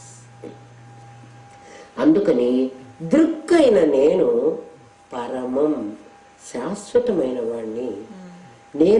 నేను శాశ్వతత్వం ఎట్లా ఇస్తున్నారంటే, నాకు ఈ కన్ను ద్వారా నేను ఈ శరీరంలో ఉండగా చూశాను. నేను ఈ శరీరంలోంచి బయటికి వచ్చిన తర్వాత, బయటికి రావడం అంటే ఏం జరిగింది? నా కిటికీలన్నీ మూసుకుపోయినాయి. ఫస్ట్ నా శరీరంలో నా మరణం ఎట్లా సంభవిస్తోంది? నా ప్రాణవాయువు పోయింది, అంటే ఇందులో ఈ పంచభూతాల్లో వాయువు పోయింది. ఎప్పుడైతే వాయువు పోయిందో అగ్ని చల్లారిపోయింది, నాలో నిప్పు లేదు. ఎప్పుడైతే అగ్ని చల్లారిపోయిందో ఆ వాటర్ అంతా గడ్డగట్టిపోయింది, ఒక్కొక్కటి అయిపోయింది. పృథ్వీ తత్వం క్రమంగా శిథిలం అయిపోతుంది, ఆకాశం మూసుకుపోయింది. అంతే కదా. నేనున్నానంటే ఆత్మగా నేను అందులోనే ఉన్నాను, ఎందుకంటే శవంలో కూడా ఉన్నాను కదా. మరి నేను ఎందుకు చూడలేకపోయినాను? నేనుండి ఎందుకు చూడలేకపోతున్నాను? నా కిటికీలు మూసుకున్నాయి. కిటికీ మూసేసుకుంటే అవతల సీన్ నేను చూడలేను. కిటికీ ఎందుకు మూసుకుంది? కిటికీకి అయిపోయింది, కిటికీ మూసుకుపోయింది, పంచభూతాలు పోయినాయి. పంచభూతాలు ఏమైపోయినాయి? ఏమైపోలేదు, అక్కడే ఉన్నాయి. వాటి ఉనికిని కోల్పోయినాయి. అవి ఏం పని చేయాలో ఆ పని చేయటం లేదు. నేనుండి కూడా దాన్ని చూడలేకపోతున్నాను. కాబట్టి కన్ను చూసేదైతే కన్ను శవానికి కూడా ఉంది, రెటీనా శవానికి కూడా ఉంది. ఏ భాగం శవంలో పోలేదు, That's right. అయినా నేను చూడలేకపోతున్నాను. Yeah. అర్థమైందా? Yeah. కాబట్టి ఆ నేను అంటే శరీరం చచ్చిపోయినా ఉన్నటువంటి నేను పరమం, అక్షరం, నాశము కానివాణ్ణి. ఇది నాశమయ్యేది, నేను నాశం కానివాణ్ణి. Yes. ఏది నాశమయ్యేది? శరీరం. శరీరం నశిస్తుంది. అందుకే శీర్యతే ఇది శరీర. శీర్యతే అంటే 2 రోజులు దానికి ఏం పెట్టకుండా పెడితే అది క్షీణించడం మొదలు పెడుతుంది. Yes. అది క్షీణిస్తుంది. ప్రతి ఏమ్మా మా ఒక్క నిమిషం చెప్పు. ఉంది అంటున్నారు కదా, కర్మ జస్ట్ అన్నారు కదా. కన్ను, మా శవానికి కన్ను ఉంది అన్నాను. శవానికి కన్ను ఉంది, రెటీనా ఉంది అన్నా. సరిగ్గా విన్నాను లేదని. లేదు. అంటే కర్మ ఎండ్ అయితేనే వాడి అన్ని కిటికీలు మూసుకున్నాయి కాబట్టి he was like dead body now. అవునమ్మా, అవును. కన్ను ఉంది, శవానికి కూడా కన్ను ఉంది. కన్ను రెటీనా ఉంది అని చెప్పా కదా, రెటీనా ఉంది. బట్ రెటీనా మరి చూడాలి కదా, మరి ఆ కన్నులో దృశ్యం పడటం లేదు Yeah. కదా. ఎందుకు పడటం లేదు అంటే వెనక ఉన్న లైట్ పోయింది. వెనక ఉండేటువంటిది అంటే ఏదైతే నీవు రక్తాన్ని నడిపిస్తూ పంచభూతాలు లేవు, పోయినాయి. శరీరం ఒక్కడే ఉంది, వాడి రక్తనాళాలన్నీ ఉన్నాయి, వాడి కిడ్నీ ఉంది. ఏదన్నా ఒక వస్తువు పోయిందా? చచ్చిన శవంలో నుంచి ఏ అవయవము పోలేదు, అన్నీ ఉన్నాయి. అన్నీ ఉన్నా కూడా అది పనిచేయటం లేదు. అక్కడ కరెంట్ ఉందమ్మా, బల్బులో ఫిలమెంటే పోయింది. Yeah. అంటే కరెంటును తీసుకునేటువంటి శక్తిని బల్బు కోల్పోయింది. అదే చాలు. అర్థం కదా? ఫిలమెంట్ కూడా అక్కడే ఉంది, ఫిలమెంట్ కూడా ఉంది. ఫిలమెంట్ కరెంటును తీసుకునేటువంటి శక్తిని పోగొట్టుకుంది. బల్బ్ ఉంది, బల్బ్ గ్లాస్ ఉంది, అన్నీ ఉన్నాయి కదా. Yes. లైట్ వెలగటం లేదు. Yeah. అట్టంత మాత్రం అక్కడ కరెంట్ లేదందామా, చేయబెట్టు. No. షాక్ కొడుతుంది. కర్మ కాదమ్మా, కర్మ అయిపోతేనే మనిషి వస్తున్నాడు. కన్ను ఉంది, కన్ను. తప్పుగా విన్నాను. అదే వినిపించలే నీకు సరిగా. కన్ను ఉంది, రెటీనా ఉందని చెప్తున్నాను కదా. ఎందుకంటే ఇమీడియట్ గా చచ్చిపోయిన వాడి కంట్లో నుంచి కార్నియా తీసుకుని వాడికి ఆపరేషన్ చేసి ఇంకొకటికి పెడితే వాడి కన్ను పనిచేస్తున్నది కదా. వాడి కన్ను పనిచేస్తుంది, చనిపోయిన వాడి కన్నే వేరే వాడికి పనిచేస్తుంది. కన్ను పనిచేసే శక్తి కంటికి ఉంది, కానీ ఆ ఎనర్జీని తీసుకునే ఇది దానికి లేదు. అది కిటికీ మూసుకుపోయింది అనుకుంటా. కిటికీ వెనక ఉన్న నేనుంటేనే అవతల దృశ్యం నాకు కనిపిస్తుంది కదా, లేకపోతే కనిపించదు. కాబట్టి ఈ శరీరం అంతా క్షరము. నేను అక్షరుణ్ణి. ప్రత్యేగాత్మ భావమే అధ్యాత్మము అంటున్నాడు కదా. ప్రత్యేగాత్మ భావము అంటే నేనెవరు అంటే నేను పరమాత్మ స్వరూపుణ్ణి కదా. నదిలో ఉన్నటువంటి బుడగకి, సముద్రంలో ఉన్నటువంటి బుడగకి చెప్తున్నావు, నువ్వు అలవే, నువ్వు బుడగవే అని అంటున్నావు, కానీ నువ్వు నథింగ్ బట్ సముద్రం. నువ్వు నీరువే. మరి నీరుగా ఉన్నప్పుడు నేను అట్లా ఉన్నాను కదా, బుడగగా ఉన్నప్పుడు ఇట్లా ఉన్నాను కదా, ఇప్పుడు నా మీద ఇన్ని రంగులు వచ్చినాయి కదా అంటే ఈ రంగులన్నీ వచ్చినట్లుగా కనబడుతున్నాయే కానీ యథార్థంగా నువ్వు నీటి రూపాన్ని పోగొట్టుకోలేదు, నువ్వు నీరుగానే ఉన్నావు. ఇప్పుడు ఆలోచించు, సాంబార్ ఇంత గిన్నెడు సాంబార్ పెట్టాం, ఇంత ఉప్పు తీసి నువ్వు అలవాటుగా ఇంత ఉప్పు వేసేస్తున్నావు దాంట్లో, ఇది సరిపోతుంది అంటున్నావు. ఇంత గిన్నెడు సాంబార్ పెడితే కనీసం ఇంత గిన్నెడు ఉప్పు అన్నా వెయ్యాలి కదా కదా.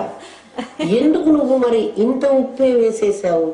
నువ్వు ఇట్లా చేత్తో తీసి, because of experience you know, నీకేం తెలుసు అంటే, నీకు లోపల ఏం తెలుసు అంటే, ఇంత ఉప్పు కళ్ళుగా కనపడుతున్న దాంట్లో ఎంత ఉప్పు ఉంటుంది, ఇంత రాయిగా ఇంత కనపడుతున్న దాంట్లో ఎంత ఉప్పు ఉంటుంది, ఇది ఇంతే ఉంది కానీ ఇదంతా ఫుల్ ఆఫ్ సాల్ట్. నీకు తెలుసు ఇంత ఉప్పులో ఎంత ఉప్పు ఉంటుంది, ఇంత క్వాంటిటీలో ఎంత ఉంటుంది అని నీకు తెలుసు. అది ఇంతే పరమాత్మ, ఇంత శరీరమే, 6 అడుగుల శరీరమే అంటున్నావు, కానీ దీంట్లో ఎంత పరమాత్మ ఉంటుంది, ఎలా ఉంటుంది ఆ చిన్న పరమాత్మే ఎంత మిరపకాయ వేస్తున్నావు, మిరపకాయ మిరియం గింజ వేస్తున్నావు, మిరియం కాలిమిర్చి పెప్పర్ వేస్తున్నావు. పెప్పర్ వేసేటప్పుడు ఇంతదే పెప్పర్ గింజ, పర్వాలేదులే ఇంత సలాడ్ కలుపుకున్నాను ఇంత పెప్పర్ వేద్దాము అని అనుకుంటున్నావా? నేను వెయ్యను. ఎందుకని? ఇంత పెప్పర్ గింజలో కూడా ఎంత కారం ఉంటుంది అని నాకు తెలుసు. అది నాకు చెప్పలే నేను ఇంత కారం ఉంటాను అని, నాకే తెలుసు. తెలిసి నేను అది సరిపోయినంత మాత్రమే నేను కలుపుకుంటున్నాను. నాకు ఇంత సాంబార్ ఉంది కదా అని నేను ఇంత ఉప్పు వేయటం లేదు. ఉప్పు చిన్న కణుకులో ఎంత ఉప్పు ఉంటుందో నాకు తెలుసు, చిన్న మిరియపు గింజలో ఎంత కారం ఉంటుందో నాకు తెలుసు. నా దగ్గర డబ్బా నిండా కారం ఉన్నా కూడా, డబ్బా నిండా సాల్ట్ ఉన్నా కూడా నేను ఎంత వేస్తే దానికి సరిపోతుందని తెలుసుకున్నానో అంతే వేస్తున్నాను. పరమాత్మ కూడా ఏనుగు ఇంత పెద్దది కావచ్చు, చీమ ఇంత చిన్నది కావచ్చు, దాంట్లో ఎంత స్వభావంగా నేనుంటే ఆ దాన్ని నడిపించగలను ఆయనకి తెలుసు. కాబట్టి పెద్ద ఏనుగులో ఇంత పెద్ద పరమాత్మ ఉండి చిన్న ఏనుగులో ఇంత ఉండడు కదా. ఉప్పు వేసావు అంటే సాంబార్లో ఉప్పు వేసావు, బట్ ఎంత వేసావు అనేది దానికి ఎంత సరిపోతుందో నీకు తెలుసు. అది ఉప్పే, చిన్న గిన్నెలో వేసింది ఉప్పే, బట్ ఇది ఎక్కువ కావటం లేదు, అది ఎక్కువ కావట్లేదు. అప్పుడే నీకు వంట వచ్చు అంటున్నాను. లేకపోతే అదే ఎంత క్వాంటిటీ అయితే ఎంత వేస్తే నీకు అది సరిపోతుంది, నీకు తినే టేస్ట్ వస్తుంది అని నీకు తెలియకపోతే నీకు వంట రాదు అని.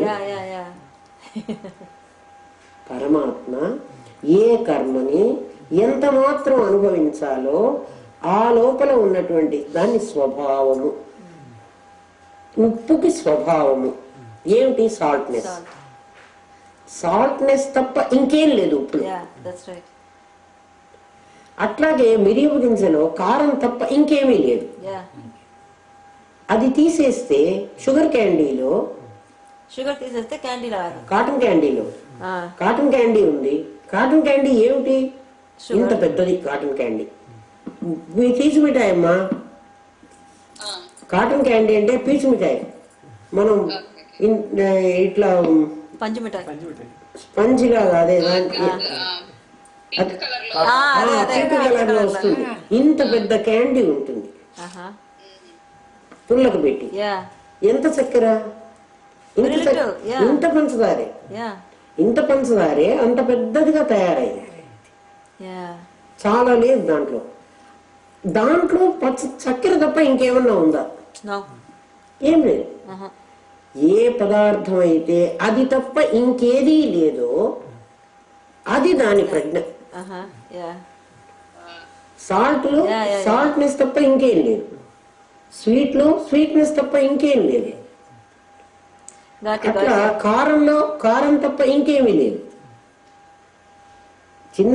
నిన్న కారం గింజ, మిరప గింజ, దాంట్లో ఓన్లీ కారం. అట్లాగే నువ్వులు, సెసిమి, నువ్వుల గింజలో నూనె తప్ప ఇంకేమీ లేదు.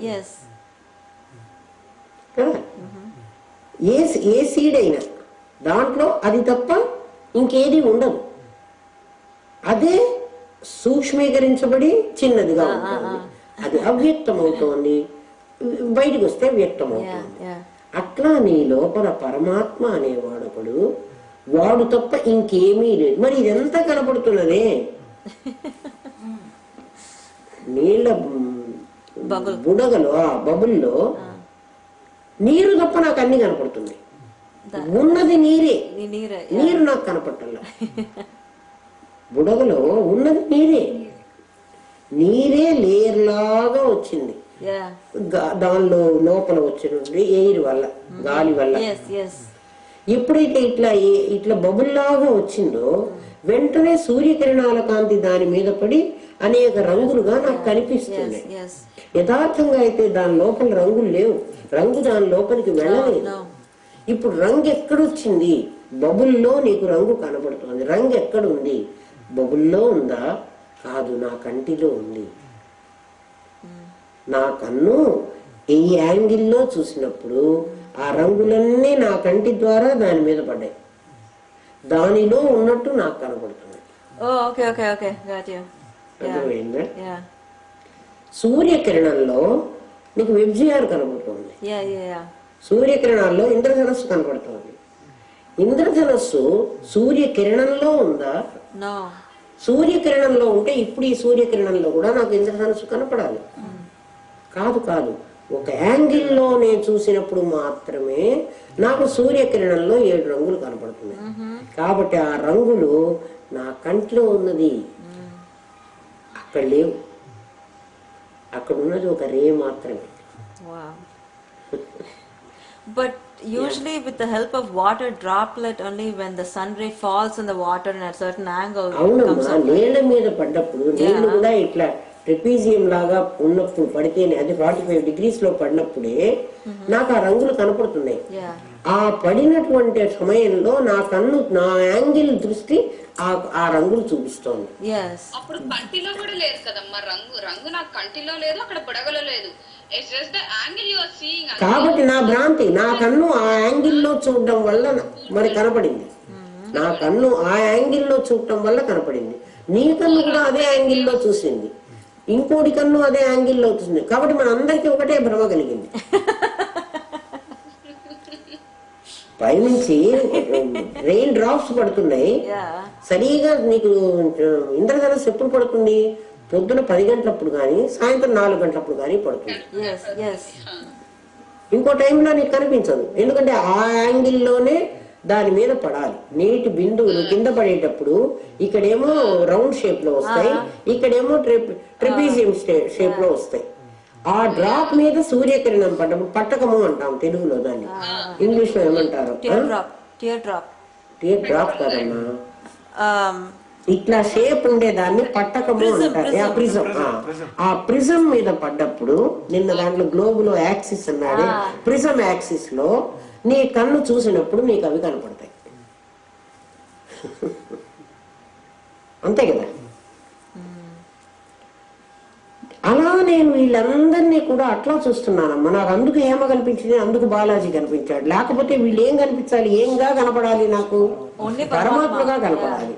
నాకు పరమాత్మగా కనపడకపోతే కనీసం ప్రత్యేగాత్మగా అన్నా కనపడాలి, దీనిగా అన్నా కనపడాలి. నేను వైట్ పేపర్ గా అనుకోకపోతే నేను స్టార్ గా అన్నా అనుకోవచ్చు. మధ్యలో నేను హేమగా అనుకుంటున్నా. హేమగా అనుకున్నా నాకు నష్టం లేదు, ఇది నా కూతురు అన్న. అక్కడ వచ్చాము, అక్కడ వచ్చింది ప్రమాణం. అది ఒక మనిషిగా నేను గుర్తించిన బాధ లేదు. ఎప్పుడైతే అది నాది అన్నాను, నువ్వు హేమని అంటావా, నేను ఊరుకుంటాను. అరే దాని కర్మ కొద్ది అది ఏం తెచ్చుకుందో అవి వాడతో అది పడుతుంది. నేను అనుకోను, దాన్ని నేనేదో ప్రొటెక్ట్ చేయాలి అనుకుంటా. అట్లా ఈ శరీరాన్ని నేనేదో కాపాడాలని అనుకుంటున్నాను. తప్పకుండా. కాబట్టి అధ్యాత్మ అంటే నువ్వు ప్రత్యేగాత్మ అనుకుంటావేమో, నువ్వు ఎక్కడ పొరపాటు పడతావో. ప్రత్యేగాత్మ అనేవాడు అసలు లేడు. ఏదైతే నీ స్వభావమో, ఏదైతే నీ స్వరూపమో, నీ స్వరూపమై ఉండి స్వరూపం కంటే భిన్నంగా కనిపిస్తూ ఉన్నదో, పరమాత్మ అయితే సచ్చిదానందం, రూల్డ్ అవుట్. ఇంకా దాని గురించి మనకి ఎవరికి బాధ లేదు.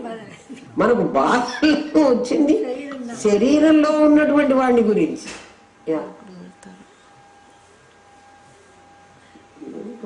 ఇక్కడి నుంచి వెళ్ళక అటు నుంచి ఎందుకు వెళ్ళారు వాళ్ళు, ఎందుకు పోయినారు? కాబట్టి నీ స్వభావం ఏమిటి అని అడగకుండా ఓనర్ అంటున్నావు. ఓనర్ స్వభావం ఏమిటంటే డిగ్నిఫైడ్ గా ఉండాలి. ఓనర్ దుఃఖితుడు కాదు కదా, సర్వెంట్ దుఃఖితుడు. ఇవన్నీ నీకు సర్వెంట్స్. నువ్వు కూడా సర్వెంట్లతో పాటు ఒక సర్వెంట్ అయిపోయినావు, అందుకు ఏడుస్తున్నావు. నువ్వు గంభీరంగా ఓనర్ లాగా ఉండట్లే, వీళ్ళందరినీ భరించేవాడివి నీకు. కాబట్టి అధ్యాత్మ అని ఎప్పుడైతే అంటున్నామో, అధ్యాత్మ ప్రత్యేగాత్మ, అట్ ద సేమ్ టైం ప్రత్యేగాత్మే పరమాత్మ. ప్రత్యేగాత్మ నశించని వాడు, నశించే దేహంలో ఉంటున్నావు కానీ దేహంలో కాదు. దేహంలో ఉంటున్నావు, నువ్వు కూడా సర్వెంట్స్ తో పాటే ఉంటున్నావు, బట్ నువ్వు సర్వెంట్ కావు. నువ్వు ఎక్కడో ఉండడం లేదు, నువ్వు కూడా రాజు కూడా పనివాళ్లతో పాటే ఉంటున్నాడు, జైలర్ కూడా ప్రిజనర్ తో పాటే ఉంటున్నాడు. బట్ వాడికి వీడికి తేడా ఏమంటే హీస్ ఫ్రీ. వీడు ఫ్రీ కాదు. వీడి ఇష్టం వచ్చిన చోటికి వీడు వెళ్ళటానికి వీలు లేదు, వాడి ఇష్టం వచ్చిన చోటికి వెళ్ళగలడు. నువ్వు అటువంటి వాడివి నువ్వు అర్థం చేసుకో, నువ్వు స్వతంత్రుడివి. ఇదే స్వతంత్రమైంది. ఇది కూర్చుని లేవాలంటే మోకాళ్ళు నొప్పులు వస్తాయి దీనికి, ఇది లేవలేదు. నువ్వు అలాంటి వాడివి కాదు. కాబట్టి అది అధ్యాత్మ. ఇప్పుడు పరమాత్మకి ప్రత్యేగాత్మకి నీకు డిఫరెన్స్ తెలిసింది. ప్రత్యేగాత్మ పరమాత్మే కానీ దేహంలో ఉండి బంధించబడినట్లుగా ఉంటున్నాడు, కానీ వాడి సహజ స్వరూపం ప్రజ్ఞా స్వరూపం. వాడి దేహం బంధించడానికి వీల్లేదు, బంధితుడు కాడు వాడు ఎప్పుడు కూడా. ఇక మూడవ ప్రశ్న, 2 ప్రశ్నలు జవాబు అర్థమైంది. థర్డ్ వన్ ఏమేమి అడిగాడు మనం? కిం తద్బ్రహ్మ, కిం అధ్యాత్మం. థర్డ్ వన్ కిం కర్మ, ఏది కర్మ అన్నాడు. కర్మ అంటే మూడవ ప్రశ్న జవాబు చెప్తున్నాడు. నాయన, నీకు ప్రపంచం అంతా కనపడుతోంది అంటున్నావు. నాకు కనపడుతోంది, నాకు వినపడుతోంది, నాకు అనుభవానికి వస్తోంది. ఈ ప్రపంచం అంతా ఇట్లా ఉంటే దీన్ని నేను వదిలిపెట్టి ఎట్లా వెళ్ళాలి, నా కళ్ళకి చాలా మంది కనపడుతున్నారు అంటున్నావు కదా. కనపడిన ప్రతి వస్తువు కూడా మరొక వస్తువు యొక్క రూపాంతరం, అర్థం చేసుకోమన్నాడు.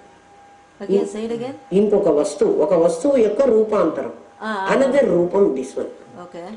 ఒక సీడ్ ఉంది, నువ్వు సీడ్ ను చూసావు. కొన్ని రోజుల తర్వాత ఒక చెట్టును చూసావు. నాకు చెట్టు కనపడింది అంటున్నావు.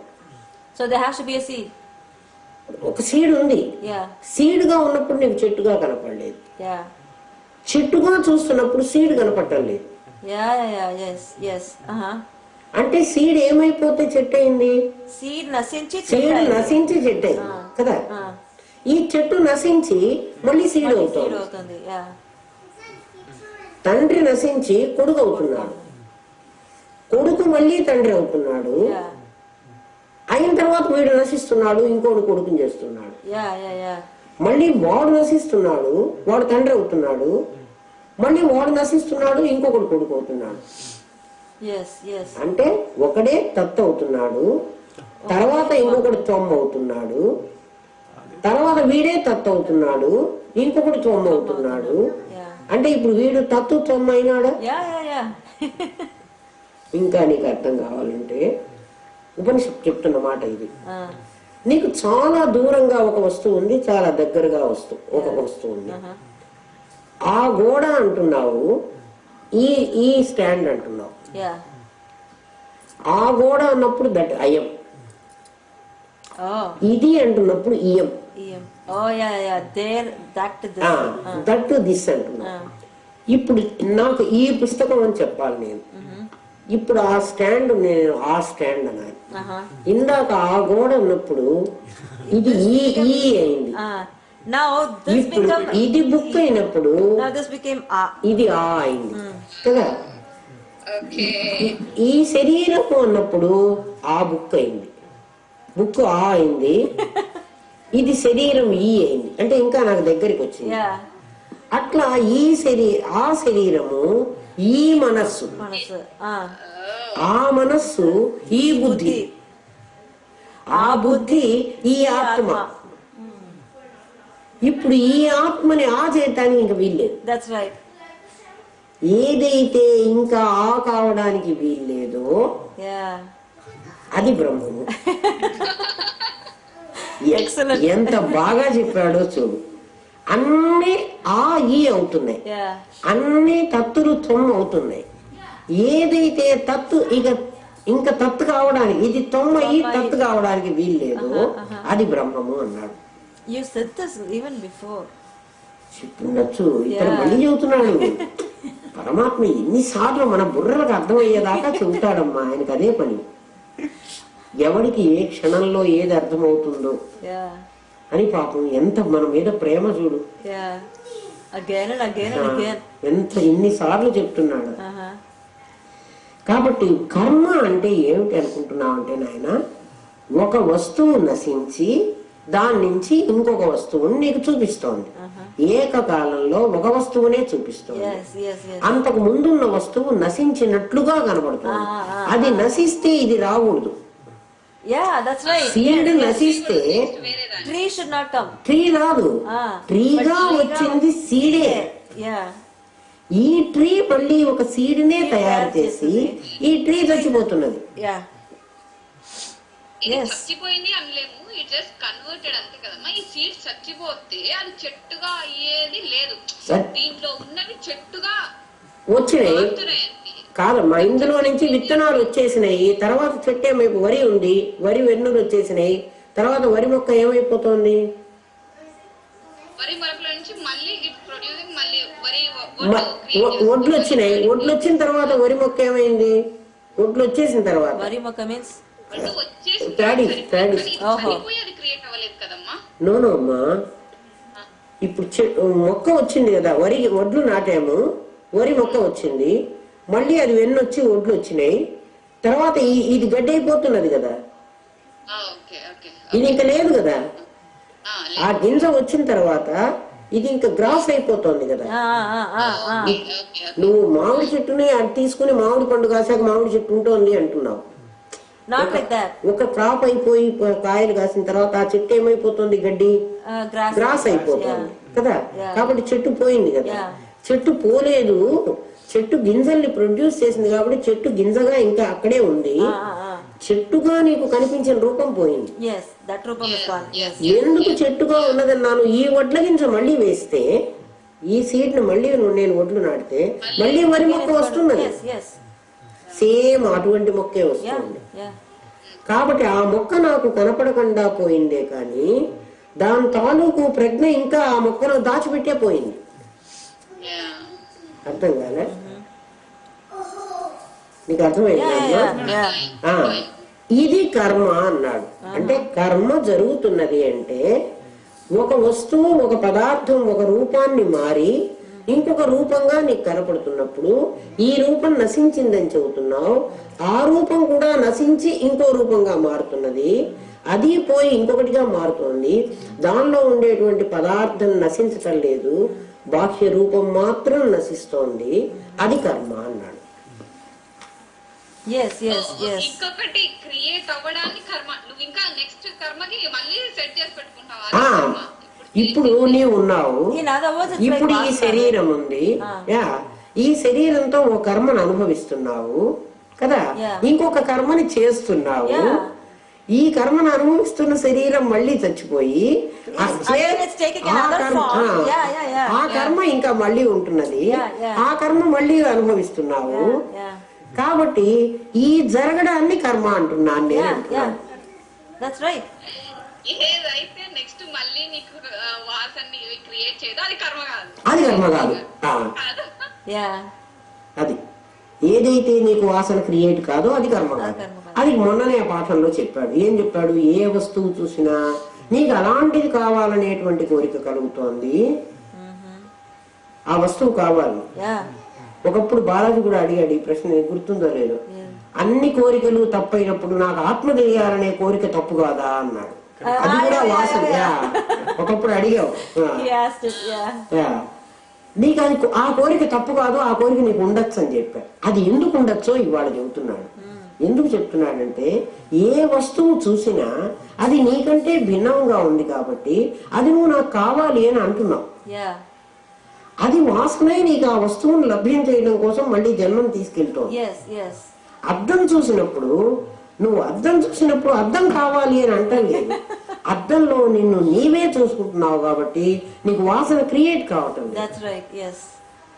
కాబట్టి నిన్ను నువ్వు చూడాలి అన్న కోరిక కలగడం నీకు జన్మకి హేతు కాదు. నీకు అర్థమైందమ్మా?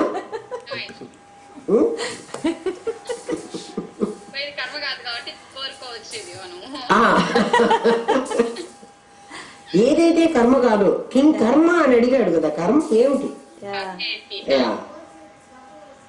ప్రతి వస్తువు నాయన చూడు, ఇక్కడ కర్మ ఎట్లా జరుగుతుందో చెప్తానంటున్నాడు.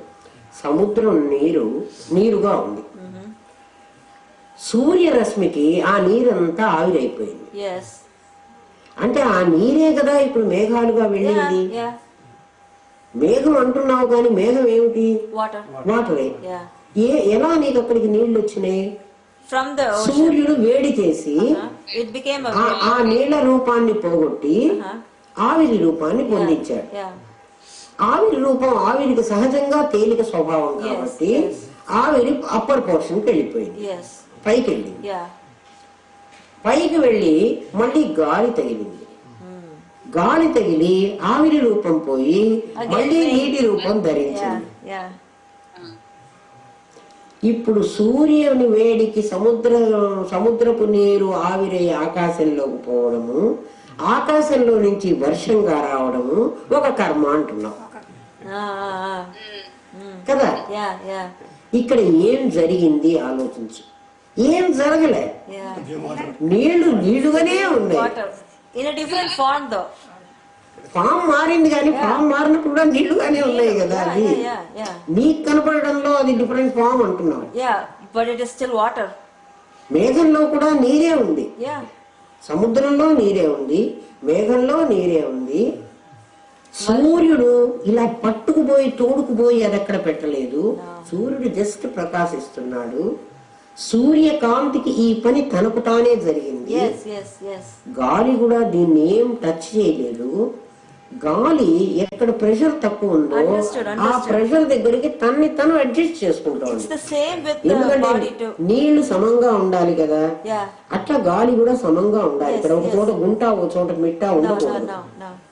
అది దాని సహజ స్వభావం. అందుకని గాలి ఆటోమేటిక్ గా ఈ తక్కువ ప్రెషర్ ఉన్న చోటికి ఎక్కువ ప్రెషర్ ఉన్న దగ్గర నుంచి వస్తుంది. అప్పుడు గాలి వీచింది అని నేను గాలి వీచటం లేదంటోంది. గాలి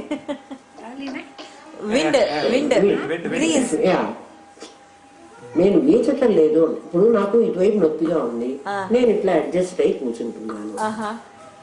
నాకు తెలియకుండానే నాకు ఆటోమేటిక్ గా నేను కదిలాను అని మీరు అంటున్నారు. నేను అడ్జస్ట్ చేసుకున్నాను, నా బాడీ ఒక సైడే వెయిట్ ఉంటే నేను ఇంకో వైపు వెయిట్ పెట్టుకున్నాను అని నేను అంటున్నాను. ఇవన్నీ స్వభావ సిద్ధంగా జరుగుతున్నాయి, ప్రత్యేక కర్మలు కాదు అంటారు. దాన్ని మీరు కర్మగా చూస్తున్నారు, నేను కర్మే చేయటం లేదంటున్నాడు పరమాత్మ. ఆయన మాటలు అవి అంటున్నాడు. సూర్యుడికి నేను సముద్రపు నీళ్లు ఆవిరి చెయ్యాలని నేను అస్సలు అనుకోలేదు, నాకు అవసరమే లేదు అంటున్నాడు. మరి అవి ఎందుకైనా ఏమో, ఎందుకైనా నాకు తెలియదు. ఎందుకైనా అవే సముద్రమా, ఎందుకు నీళ్ళని వేడి చేసి కావి. మరి ఏం చేస్తాను, సూర్యకిరణాలు చాలా వేడిగా ఉన్నాయి, వేడికి నా నీళ్లు కాగినాయి. సహజ స్వభావం కాబట్టి కాగిన నీళ్లు ఆవిరైపోయినాయి. ఆవిరికి తేలికగా ఉండడం గుణం కాబట్టి పైకి వెళ్ళిపోయింది. గాలి తగలంగానే వర్షించింది. ఈ మెయిన్ వైల్ ఈ పని జరగడానికి సముద్రపు నీళ్లను తోడి ఆ కొండ మీదకి తీసుకెళ్ళడానికి ఎవరికి శక్తి లేదు. ఒకవేళ తోడి తీసుకెళ్లినా సముద్రపు సాల్టీ వాటర్ ఆ కొండ మీద పడితే ఆ చెట్లన్నీ చచ్చి ఉంటుంటాయి.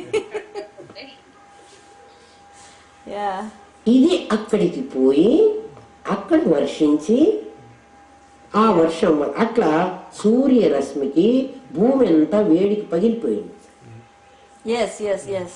వర్షం పడగానే ఆ వర్షం ఆ భూమి పగుళ్లలోకి లోపలికి వెళ్లి భూమి అంతా నానిపోయింది. ఈ గాలికి ఈ విత్తనాలన్నీ సీడంతా కొట్టుకొని వచ్చి ఆ భూమిలో పడింది. ఎప్పుడైతే ఆ వర్షం వచ్చిందో కొండల మీద అక్కడక్కడ ఎవడు విత్తనాలు వేసి చదువు వేసి పొలం బాగు చేయలేదు. మరి స్ప్రింగ్ వచ్చేటప్పటికి ఆ కొండలన్నీ ఆకుపచ్చగా తయారయ్యాయి. ఎవడు విత్తనాలు వేశాడు, ఎవడు పండించాడు?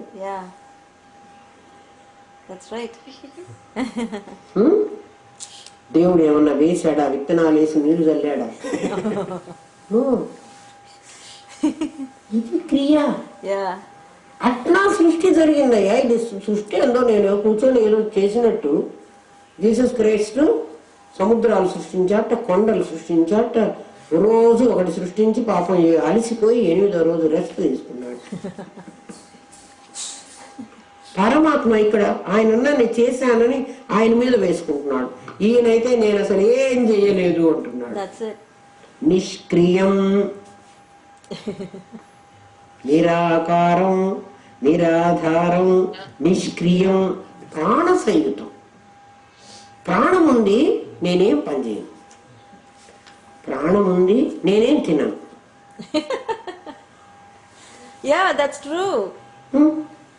ఇప్పుడు చూడు, ఇదంతా ఎవడు చేశాడు? అనవసరంగా దేవుడి మీద పెడుతున్నాం మనం. దేవుడు చేశాడు, దేవుడు చేశాడా, నేను చేశానా అని అడుగుతున్నాడు.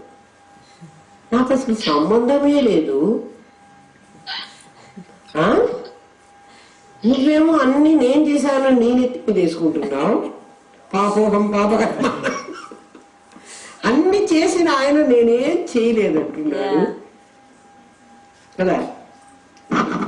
కడుపు నిండా తిన్న దుర్వాసుడు నిత్య ఉపవాసిని అన్నాడు. 16,108 మంది భార్యలు ఉన్నటువంటి కృష్ణుడు సదా బ్రహ్మచారిని పొమ్మన్నాడు. కర్మ అడిగావు అర్జున, కర్మ ఏమీ లేదు నాయన. ఎవడి ప్రారంధాన్ని వాడు అనుభవిస్తున్నాడు. ఎవడు తెచ్చుకున్న ప్రారంధాన్ని వాడు అనుభవిస్తున్నాడు. అది అనుకుంటే నీకు కర్మకు సంబంధమే లేదు. అట్లా నీ శరీరం తెచ్చుకున్న ప్రారంధం అది అనుభవిస్తున్నది. దాన్ని నేను వద్దన్నా కావాలన్నా అది అదే అనుభవిస్తుంది. ఎవడైనా అక్కర్లేదని దాన్ని ఆపగలిగిన వాళ్ళని కొన్ని చూపెట్టు. ఎవరిని కర్మని అలా చూడటం నేర్చుకోనైనా, కర్మని ఎవ్వడూ చేయటం లేదు, అదే అవుతున్నది. గింజని భూమిలో పారేసాం, పడింది. ఎప్పుడో వర్షం వచ్చేదాకా గింజ అలాగే ఉంటుంది, నేల ఉన్నా కూడా. వాన వచ్చి తడిసింది. ఇప్పుడు ఆ మొక్కని మొలవమని ఎవరన్నా చెప్తారా? కదా. మరి నేను మురిపించానంటున్నారేమిటి? నేను మురిపించలేదు. దాని కాలం కలిసి వస్తే, కాలం ఆ టైం వచ్చింది. టైం వచ్చి ఏం జరిగింది? వర్షం వచ్చింది. మొక్క కోసం వచ్చిందా వర్షము? ఈ గింజను తడపడానికి వచ్చిందా? దాని టైం అయి వానాకాలం దానికి అది వచ్చింది. నేనేం చేయటం లేదు. మరి ఇంత క్రియేషన్ చేసి నేనేం చేయటం లేదంటుంటే, ఏం చేయకుండా నువ్వు అన్ని నేను చేశానంటున్నావు ఎందుకు? నీ కర్మం ఏం పట్టింది కదా. అహంకారం కాదు, అనవసరంగా ఊరికే నేను చేశాను అంటూ చిన్న పని చేస్తాడు. ఆ పని నేనే చేశానండి, వాడికి సాయం నేనే చేశాను. ఎవడైనా కొంచెం కూర బాగుంది అని మనం నేనే చేశాను. ఓ బాగుందా, నేనే చేశాను. ఏమిటి నువ్వు చేసావు? ఆ కాయలో రుచి నువ్వు తీసుకొచ్చావా? ఆ నిప్పు నీదే. మరి నువ్వేం చేసావు? ఈక్వల్ గా కారము ఉప్పు అన్ని దాంట్లో పడేసావు. అది పడేయలేదనుకో, ఏమో బా ఏదో దృష్టిలో ఉన్నాను వేశాను. కాదు, ఆ మిరపకాయ చాలా కారంవి, అందుకని దానికి కారం ఎక్కువైంది. అది ఎవడి మీద? నా మీద నేను ఇష్టం. బాగుంటే అన్ని నేనే చేశాను. అట్లా ఎప్పుడైతే నేనే కర్తని అని అంటూ నువ్వు నేర్చుకున్నావో, భోక్తవి నీవే కావాలి, అనుభవం కూడా నీకే. మరి కర్తృత్వం వహించిన వాడు ఇప్పుడు భోక్తని కానంటే ఎట్లా? అది వద్దంటాడు. అసలు ఎవడైనా చూడమ్మా, మామూలు మనుషులు మాట్లాడుకునే మాటలు గురువు గారు వినమంటారు. ఏ జన్మలో ఏం కర్మ చేశానో, మనకి ఎందుకు ఇంత కర్మ కట్టి కష్టాలు వచ్చినాయి. కాబట్టి ఏ కర్మ నువ్వు చేసావు, చెయ్యండి ఇప్పుడు రాకు. ఏ కర్మ చేశానో అనక్కర్లే, ఖచ్చితంగా చేశావు. ప్రతి కర్మకి ఫలం తప్పకుండా అనుభవించాలి. ఎందుకంటే ప్రతి గింజలో మొక్క వచ్చి తీరాలి. Yeah. ఒక గింజలో రాలేదు, ఏదో పురుగు తిన్నది ఇంకో గింజనే అనుకున్నాం. ఒక గింజలో పురుగు తిన్నది రాలేదు అన్నాం. ఆ పురుగులో నుంచి ఇంకో పురుగు అన్నా వచ్చి తీరాలి, ఎందుకంటే ఇది తిన్నది కదా. అది ఊరికే పోవడానికి వీలు లేదు. ఈ సృష్టిలో అంతే కదా. ఇది నేను తినలే, ఇప్పుడు నువ్వు తింటానికి నోట్లో అన్నం పెట్టుకుంటున్నావు, 2 మెతుకులు కింద పడిపోయినాయి. అయ్యో నేను కంచంలో పెట్టుకుని నేను తిందాం అనుకున్న మెతుకులు ముద్దే కింద పడిపోయింది అనుకున్నా, కింద పడిపోయింది అని అంటున్నావు. అది నీ పొట్టలో ఉంచుకోలేదు కానీ ఏదో ఒకటి ఏమీ లేకపోతే డస్ట్బిన్ లో పెడితే ఆ పురుగులన్నా తింటాయి. దాని ఆహారం నువ్వు తినాలనుకున్నావు, నేను తెలియకుండా ఈశ్వరుడు కింద పడేసి దానికి ఇచ్చాడు.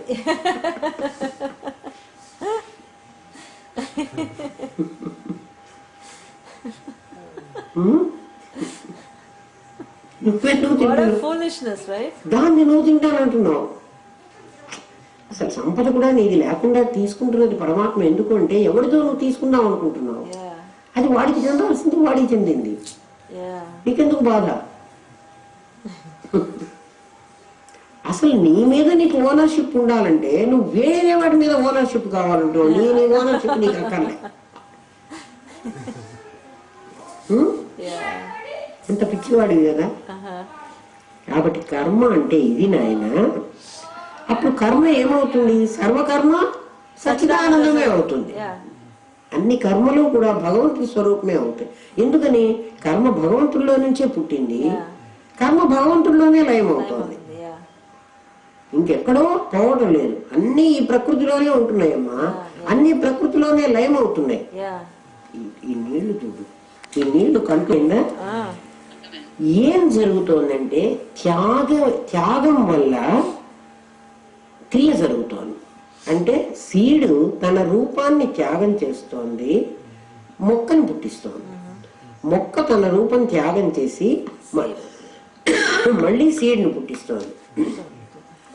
ఒక మనిషి తన రూపాన్ని త్యాగం చేసి ఇంకొక జనరేషన్ ని పుట్టిస్తున్నాడు. వీడు చచ్చిపోతున్నాడుగా, వాడిని పుట్టించి.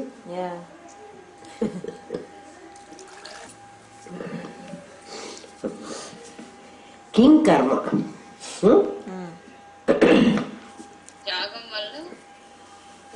ఒక వస్తువు దాని రూపాన్ని త్యాగం చేస్తోంది, ఇంకొక వస్తువుని పుట్టిస్తోంది. అట్లా నువ్వు ఉన్నావు.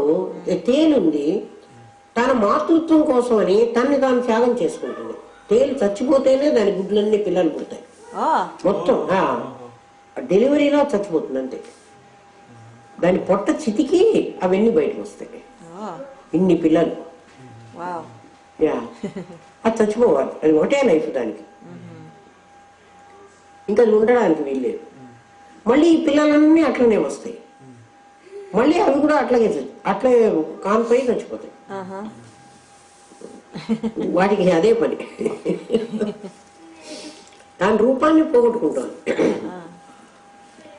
అట్లా తల్లి తాను చచ్చిపోయి బిడ్డను బతికిస్తోంది. తన శక్తి అంతా తన జీవాణువులన్నీ ఇస్తే కదా వాడు వస్తున్నాడు. దీనికి మళ్ళీ పుడుతున్నాయి కాబట్టి ఇది ఇంకా ఉంటున్నది, తేలికి మళ్ళీ పుట్టదు కాబట్టి ఇంకా చచ్చిపోతున్నది. అంటే ఇంకో దాన్ని పుట్టించి ఇది పోతున్నది. ఇది పోయింది అంటే అర్థం ఏమిటి? ఇంకోటి ఉన్నది అంటే ఇది ఉన్నట్టే లెక్క, అంతే కదా. ఇక 4వ ప్రశ్న అధిభూతం అడిగాడు. ప్రశ్నల్లో కిం బ్రహ్మ, కిం అధ్యాత్మ, కిం కర్మ.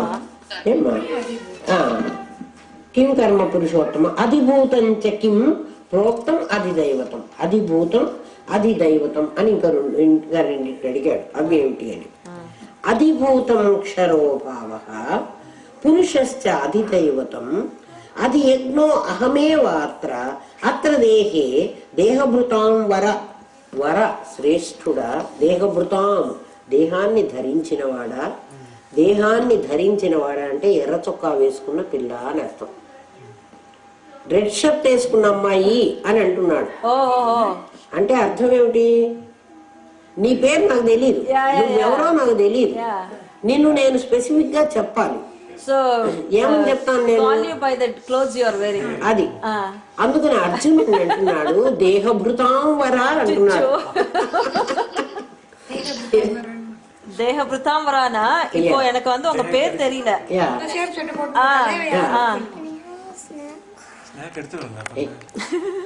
అర్జునుడిని ఒక్కోసారి కౌంతేయ అంటాడు, ఒక్కోసారి పార్థ అంటాడు కదా, ఒక్కోసారి ఇప్పుడు దేహభృతాం వరా అన్నాడు. ఓ దేహం ధరించిన వాడా, ఈ మాటను అడుగుతున్నావు కాబట్టి యు ఆర్ వర, శ్రేష్ఠ. వర మీన్స్ శ్రేష్ఠుడు. ఉపనిషత్తు కూడా సదేవ సౌమ్యే అని పిలుస్తుంది, సౌమ్య అని పిలుస్తుంది. అంటే నువ్వు ఈ క్వశ్చన్ అడుగుతున్నావు అంటే యు ఆర్ సౌమ్య, నువ్వు చాలా చాలా సాధు స్వభావం గలవాడివి, యు ఆర్ సౌమ్య స్వరూపం. యు ఆర్ సాఫెస్ట్, సోఫిస్టికేటెడ్ అన్నాడు. ఇక్కడ దేహభృతాం వర, దేహాన్ని ధరించిన వాళ్ళల్లో శ్రేష్ఠుడా.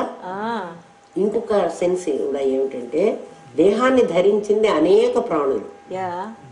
బహూనాం జన్మనాం అంతే జ్ఞానవాన్ మాం ప్రపంచతే. అంటే జ్ఞానం కలిగినటువంటి ఓ మానవ దేహం ధరించిన వాడా అర్జునుడిని పిలుస్తున్నాడు కృష్ణుడు. సంబోధనలోనే ఇక్కడ పిలవడంలోనే ఎట్లా పిలిచాడో చూడు. ఎందుకంటే నీకు ఈ ఆలోచన కలిగిందంటే యు ఆర్ గ్రేట్ అంటున్నాడు. దేహభృతాం వర అన్నాడు. అత్ర దేహే చూడైనా ఏదో దేహంలో, ఏ దేహంలోనూ అని చెప్పటం లేదు నేను. అత్ర దేహే ఈ శరీరం, ఏ దేహం అయితే నువ్వు ధరించావో ఆ దేహంలోనే అధిభూతం క్షరో భావ, నీ లోపల ఒక క్షరుడు అనేవాడు ఒకడు ఉన్నాడురా. క్షరుడు అని వాడిని ఎందుకు అంటున్నానంటే వాడు ఎప్పటికీ ఉండకుండా కొంతసేపు ఉండి కొంతసేపు పోతున్నాడు. అట్లా నీ శరీరంలో ఎవడున్నాడో వెతుక్కో అన్నాడు. నీ లోపల ఒకడు కాసేపు ఉండి కాసేపు లేకుండా పోయేవాడు ఒకడున్నాడు. నువ్వేమో పర్మనెంట్ గా ఉండేవాడివి నీ దేహంలో అంటున్నాడు. నీ దేహంలో ఇంకోడు ఉంటున్నాడు. వాడు ఎప్పుడు ఉంటాడు? వాడు ఎప్పుడు ఉండటం లేదు, వాడు పర్మనెంట్ గా ఉండటం లేదు. కొంతసేపు ఉంటున్నాడు, కొంతసేపు పోతున్నాడు. వాడి పేరు క్షరుడు. ఆ క్షరుణ్ణి నేను అధిభూతం అన్నా. వాడి పేరు అధిభూతం. అధిభూతం క్షరో భావ. భావ మీన్స్ ఇదొక ఆలోచనే కానీ యథార్థంగా వాడు. ఇది భావంలో మాత్రమే. నీ దగ్గర ఒకటి మనం లెక్క మనకి వాడు ఇవ్వడు. ఇంత పర్సంటేజ్ వైఫ్ కి, ఇంత పర్సంటేజ్ కిడ్ కి, ఇంత పర్సంటేజ్ డొనేట్ చేశాడు. వాడు డొనేషన్ చేసిన డబ్బు ఇంత అయితే వాడి దగ్గర ఎంత డబ్బు ఉన్నది? వాడి దగ్గర ఉన్న డబ్బు ఎక్స్. ఎక్స్ ని మనం ఒకటి అనుకుంటాం కదా. ఒకటి అనుకో అన్నాడు అంటే వాడి డబ్బు ఒకటి కాదు అని. అక్కడ నీకు అనుకో అన్న మాటలోనే అది రియల్ కాదు.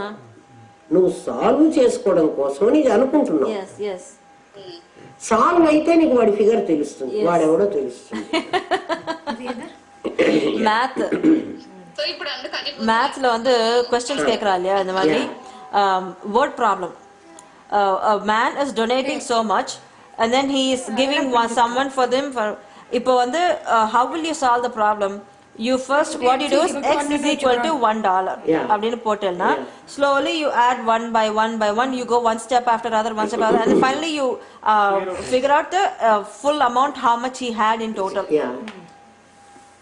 Correct. Once you figure out the total, there is no x. X is gone. X is the total amount. X is equal to total amount. Total amount అని చెప్తున్నావు. లాస్ట్ లో నువ్వు చెప్పేది అదే అది. కాబట్టి ముందు ఎక్స్ ని తెలియనప్పుడు నీకు అది అట్లా అనుకోమంటున్నాడు. అధిభూతం క్షరోభావ. నాయనా ఇలా అనుకో. ఏమనుకోమంటావంటే నీలో క్షరుడు అనేటువంటి వాడు ఒకడు ఉన్నాడు. వాడి పేరు అధిభూతం. ఎందుకయ్యా వాడిని క్షరుడు అంటున్నావు, వాడు అక్షరుడు ఎందుకు కాదు? నేను అక్షరుడు నన్ను ఇందానికి చెప్పావు, ఇప్పుడు మళ్ళీ అక్షరుడు. నేను నువ్వు అక్షరుడు అన్నాను కానీ నీ దేహంలో క్షరుడు ఉన్నాడు అని చెబుతున్నా. నీ దేహంలో అసలు భగవద్గీత ఎట్లా చెప్పాడో ఆ పరమాత్మ, ఇంత వర్డ్ కూడా అక్కడి నుంచి నువ్వు తీసావంటే లాభం లేదు. డైమండ్స్ పొదిగినట్టు పొదిగేశాడు. ఒక డైమండ్ తీసేస్తే అక్కడ వెలితే ఉంటుంది కానీ దాన్ని ఇంకా దేంతో కూడా పూర్తి చేయలేదు. రీప్లేస్ చేసే అసలు క్వశ్చనే లేదు. అధిభూతం క్షరో భావ. ఇందా నుంచి నన్ను అక్షరుడు అన్నావు కదటయ్యా, నేను నా స్వభావం అన్నావు, మిరియపు గింజని అన్నావు, ఉప్పు గొర్రెలు అన్నావు, అన్ని బాగానే ఉన్నాయి, సంతోషం. ఇప్పుడు మళ్ళా అంటే నేను నీవు అది కాదని నేను చెప్పట్లేదు. నీ లోపల, నీ శరీరం లోపలే లేదన్నావు కదా, బయట లోపల లేదన్నావు కదా. నీవు ఉంది అనుకుంటున్నటువంటి ఈ ఓవల్ లోపల నా లెక్కలో లేదు. నువ్వు ఉందంటున్నావు కదా, నీ శరీరం ఉందంటున్నావు కదా, అందుకే కదా నేను నీకు ఉందంటున్నావు కదా అని అనడం కోసమే దేహభృతాంబర అన్నా. ఆ సందర్భానికి తగినట్లుగా పిలుస్తున్నాడు అర్జునుడిని. అర్జున అనొచ్చు కదా ఒకసారి, అనుడు రకరకాల పేర్లు పెడతాడు. ఈసారి భగవద్గీత మీరు ఇట్లా చదువుకుంటే మీకు ఎంత ఆనందం ఉంటుందో చూడండి అమ్మా. భగవద్గీత పిచ్చిగా చదువుకోవాలి. నాకు ఎవరన్నా భగవద్గీత పిచ్చిగా చదువుతుంటే నాకు తోచదు. అర్థం కాకుండా అట్లా చదివితే అస్సలు బాగుండదు. ఒక్క శ్లోకమైనా ఇట్లా చదువుకో, నీకెంత ఆనందం వస్తుందో. అధిభూతం క్షరో భావ. నాయన ఇది నువ్వు భావంలోనే, సంకల్పంలోనే నువ్వు ఇది తెలుసుకో. దీన్ని విడగొట్టడానికి వీల్లేదు. సంకల్పం ఎట్లా సంకల్పం? నాలో క్షరుడు ఎవడు అంటే క్షరుడు వ్యష్టిలో, వ్యష్టి ఎందుకంటే దేహభృతాంబర అన్నాను కదా, వ్యష్టిలో కాసేపు నేను విశ్వడుగా ఉంటున్నాను, కాసేపు తైజసుడుగా ఉంటున్నాను, కాసేపు నేను ప్రాజ్ఞుడుగా ఉంటున్నాను. వ్యష్టిలో అంటే విశ్వడుగా ఉంటే జాగ్రత్త అవస్థలో నా పేరు విశ్వడు. మరి తైజస్సుడు వచ్చేటప్పటికి విశ్వడు కాస్త మాయమైపోయింది. కాబట్టి విశ్వడు క్షరుడు. ఎందుకని? వాడి పర్మనెన్సీ లేదు. అట్లాగే తైజస్సుడు క్షరుడే, ప్రాజ్ఞుడు క్షరుడే, ప్రత్యేగాత్మ నాకు తెలియలేదు. తెలిస్తే వాడు క్షరుడు కాదు, వాడు అక్షరుడు. కాబట్టి ముగ్గురు నీ దగ్గర క్షరులు ఉన్నారు కదా, వాళ్ళ పేరు అధిభూతం. ఎప్పుడైతే అధిభూతం అన్నామో వెంటనే నీకేం అర్థం కావాలంటే జాగ్రత్త స్వప్న సుషుప్తులలో ఉండే శరీరం ధరించిన వాడు. ఎవడైతే శరీరము ధరించాడో వాడికి జాగ్రత్త అవస్థ ఉంది, వాడికి స్వప్నావస్థ ఉంది, వాడికి సుషుప్తి అవస్థ ఉంది. వాడి పేరు అధిభూతం. ఎందుకని? భూతమును ఆధారంగా చేసుకుని, భూతం మీన్స్ పాంచభౌతికం. 5 భూతాలు నీ దగ్గర ఉన్నాయి. పృథివీ ఆపస్తేజో వాయురాకాశ అని ఏ భూతాలను ఆధారం చేసుకుని ఉన్నాడు ఇప్పుడు వీడు? విశ్వడుగా ఉన్నావు నువ్వు. ఇప్పుడు విశ్వడుగా ఉన్నావు. విశ్వడుగా ఉంటే ఏ భూతాలను ఆధారం చేసుకున్నావు? 5 భూతాలకి ఒక్కొక్క దానికి 3 గుణాలు ఉన్నాయి కదా, సత్వరజస్తమో గుణాలు. 5 భూతాలకి 15 గుణాలు ఉన్నాయి. 5 సత్వగుణం, అంటే 5 భూతాలలో ఉన్న సత్వగుణం సగభాగం నువ్వు అట్టే పెట్టుకుని జ్ఞానేంద్రియ పంచకం చేసుకుని సగభాగం బుద్ధికి, అహంకారం, చిత్తానికి ఇచ్చావు. 5 భూతాల్లో ఉండే రజోంశలో కర్మేంద్రియ పంచకం సగభాగం మనస్సు, అహంకారం. తమో గుణంలో 5 భూతాల తమో గుణంలో సప్తవిధ ధాతువులతో కూడిన శరీరం ప్లస్ కారణ శరీరం కదా. ఇట్లా కదా భూతాలు డివైడ్ చేసుకున్నావు నువ్వు. నీకు ఇదివరకే ఆ భూతం పాఠం అయిపోయింది కదా, అందుకు చెప్తున్నాను. ఇప్పుడు విశ్వడుగా నువ్వు ఉన్నావు అంటే నువ్వు ఏంగా ఉన్నావు? 5 జ్ఞానేంద్రియాలు, 5 కర్మేంద్రియాలు, అంటే ఒక సత్వము, ఒక రజస్సు, సప్తవిధ ధాతువులతో కూడిన తమస్సు. ఈ మూడితో ఉన్న భూతాలతో ఉన్నప్పుడు నువ్వు విశ్వడుగా ఉన్నావు. నీ పేరు తర్వాత విశ్వడు పోతున్నాడు, క్షరుడు, అందుకని వాడు క్షరుడు. ఇప్పుడు తైజస్సుడు వచ్చాడు. తైజస్సుడుగా ఉన్నప్పుడు నువ్వేంగా ఉంటున్నావు? మనస్సు, అహంకారము అనేటువంటి రజోగుణ బుద్ధి కదా, సూక్ష్మాంశనే ఉంటుంది, నీకు స్థూలాంశ లేదు. తైజస్సుడుగా ఉంటుంది. కళలో ఈ ఫిజికల్ బాడీ లేదు, కానీ లేదని కూడా లేదు, ఉన్నదిగా కూడా ఉంది. ఆ తైజస్సుడు కాసేపు నాకు మళ్ళీ పోతున్నాడు, అందుకని వాడు క్షరుడు, ఆ భూతాలతో ఉన్నాడు. ఆ తర్వాత ప్రాజ్ఞుడుగా ఉంటున్నావు. నాకేం తెలియలేదంటున్నావు అంటే పూర్తి కారణ శరీరం తమస్సులో ఉన్నావు. అప్పుడు ఫిజికల్ బాడీ కూడా లేదు. ఈ భూతాలతో ఉన్నప్పుడు నువ్వు అధిభూతం అన్నావు. క్షరుడు, అధిభూత క్షరో భావ. ఇప్పుడు అర్థమైపోయింది.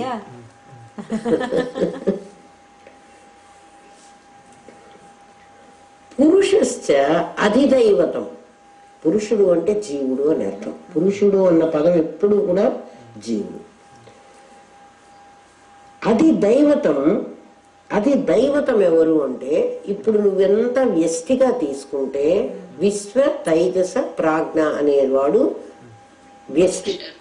అదే సమిష్టిలో వస్తే హిరణ్య గర్భుడు, అంతర్యామి, సూత్రాత్మ. అంటే సమిష్టి, వీడిది నీది నీది, మీ అందరి విశ్వడు కలిస్తే ఒక హిరణ్య గర్భుడు, మీ అందరి తైజస్సుడు కలిస్తే ఒక సూత్రాత్మ. సూత్రే మణిగణ ఇవ అన్నారు. మీ అందరి ప్రాజ్ఞుడు కలిస్తే ఒక అంతర్యామి. అంతర్యామి వాడి పేరు అధిదైవతం. వీడి పేరు అంటే వ్యష్టిలో అధిభూతం, సమిష్టిలో అధిదైవతం. అర్థమైందా? ఏమ్మా నీకు ప్రశ్న తెలిసింది కదా. అయితే భావ కేవలం, అందుకే దేవుళ్ళు లేరు అని ఎందుకు చెప్తున్నానంటే కేవలం భావ అనే చెప్పాడు పరమాత్మ. భావంలోనే ఉన్నారు, నీకన్నా భిన్నంగా ఉండడానికి లేదు. ఎందుకని మీరందరూ కలిసి దేంట్లో ఉన్నారు? ఒక పరమాత్మలో ఉన్నారు కదా. అది యజ్ఞం అహమేవ అత్ర దేహే, ఈ శరీరంలో ఏమ్మా దేహభృతాంవర అది యజ్ఞుడు అనేబడేటువంటి నేను, అది యజ్ఞుడు, నేను యజ్ఞం చేసేవాడిని. ఏమి యజ్ఞం చేస్తున్నావయ్యా? హోమ ద్రవ్యాలని ఆహుతుల్లో వేస్తున్నాను. ఎవడు? నేను. ఈ లోపల ఉండే నేను, నా పేరు అధియజ్ఞుడు. యజ్ఞము అని ఎందుకన్నారు? ఇందాక నీ ప్రత్యేగాత్మ అన్నావు కదటయ్యా, ఇప్పుడు యజ్ఞం అంటున్నావు. అప్పుడు నేను కర్మ చేయలేదంటున్నాను, ఇప్పుడు నేను కర్మ చేసేవాడిని అంటున్నాను. అర్థమైందా? నేను ఇప్పుడు నా పేరు ఏమిటి అంటే అది యజ్ఞం అహమేవ, నేనే, నేను, నా పేరే అది. అది యజ్ఞం. ఏమి యజ్ఞం చేస్తున్నావు? విషయాలనేటువంటి వాటిని కళ్ళు అనేటువంటి వాటి ద్వారా ఈ హోమగుండంలో నేనే పడిస్తున్నా. ఆహారము అనే దాన్ని ఈ చేతుల ద్వారా నేనే అహం వైశ్వానరో భూత్వా ప్రాణినాం దేహమాశ్రిత ప్రాణ అపాన సమాయుక్తం పచామి అన్నం చతుర్విధం. లోపల నువ్వు పెట్టినటువంటి ఆహారాన్ని, నా యజ్ఞగుండంలో వేసినటువంటి హోమద్రవ్యాలని నేనన్ని అరిగించి ఇంద్రియాలలో ఎవడి వాడికి పంచి పెడుతున్నా. అది చేస్తున్నప్పుడు నేను అది యజ్ఞుణ్ణి, యజ్ఞం చేస్తున్నా. నీ లోపల కూర్చొని నేను ఇందాక పని చెయ్యను అని చెప్పాను, ఇప్పుడు నేను పని చెయ్యాల్సి వస్తోంది. ఏం పని చేస్తున్నావయ్యా? యజ్ఞం చేస్తున్నాను అన్నా. ఏమి యజ్ఞం చేస్తున్నావు? ఇంద్రియములకు ఇంద్రియార్థముల ద్వారా హుతం చేసి కర్మ ఫలాన్ని వాళ్ళకి పంచి పెడుతున్నాను. నువ్వు ఇంత తిండి తిని హాయిగా పడుకుంటే నేను తెల్లవార్లు లోపల కూర్చుని వాటినన్నిటిని అరిగించి నీ ఇంద్రియాలకు కావలసిన శక్తిని నేనే డిస్ట్రిబ్యూట్ చేస్తున్నా. నేను చెయ్యలేదనుకో ఈ యజ్ఞాన్ని, you'll die. రేపు తెస్తావు. అర్థమైందమ్మా? కాబట్టి ఈ పని నేను చేస్తున్నాను. ఈ పని చెయ్యాలంటే దేహం కావాలి. అందుకని అహమేవ, నేనే అత్ర దేహే. So I am here inside this body. నే లోపల ఉండి, నే ప్రత్యేగాత్మగా ఉండి, నీ క్షరుడు అక్షరుడు వీళ్ళున్నారే నీ ముగ్గురు, నీ విశ్వ తైజస ప్రాజ్ఞులు, హిరణ్య గర్భ సూత్రాత్మ అంతర్యాములు, నీ వ్యష్టి సమిష్టిలో ఉండేటువంటి వాళ్ళతో పని చేయించి నీ లోపల నేను కూర్చుని యజ్ఞ కార్యక్రమాన్ని చేస్తున్నాను.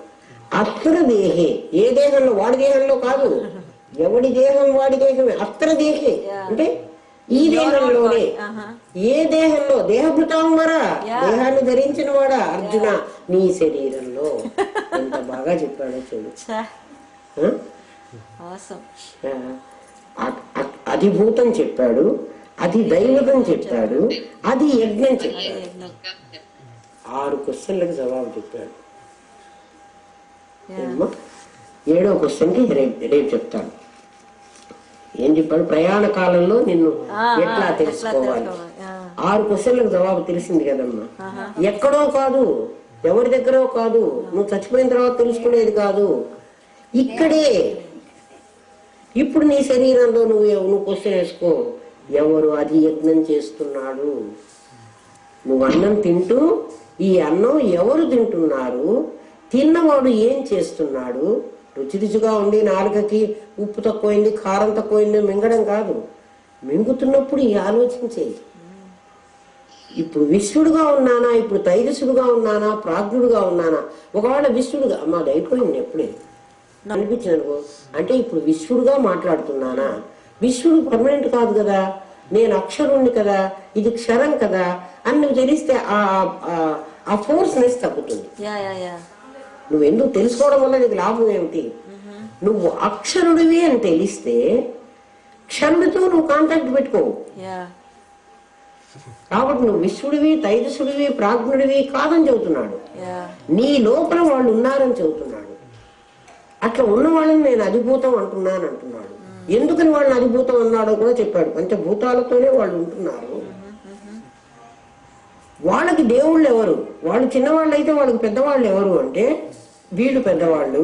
ఎందుకు సమిష్టిగా ఉన్నవాడు, మరి వీళ్ళు ఒకడు, వాడేమో చాలా మంది. అక్కడ దేహే, ఈ దేహంలోనే.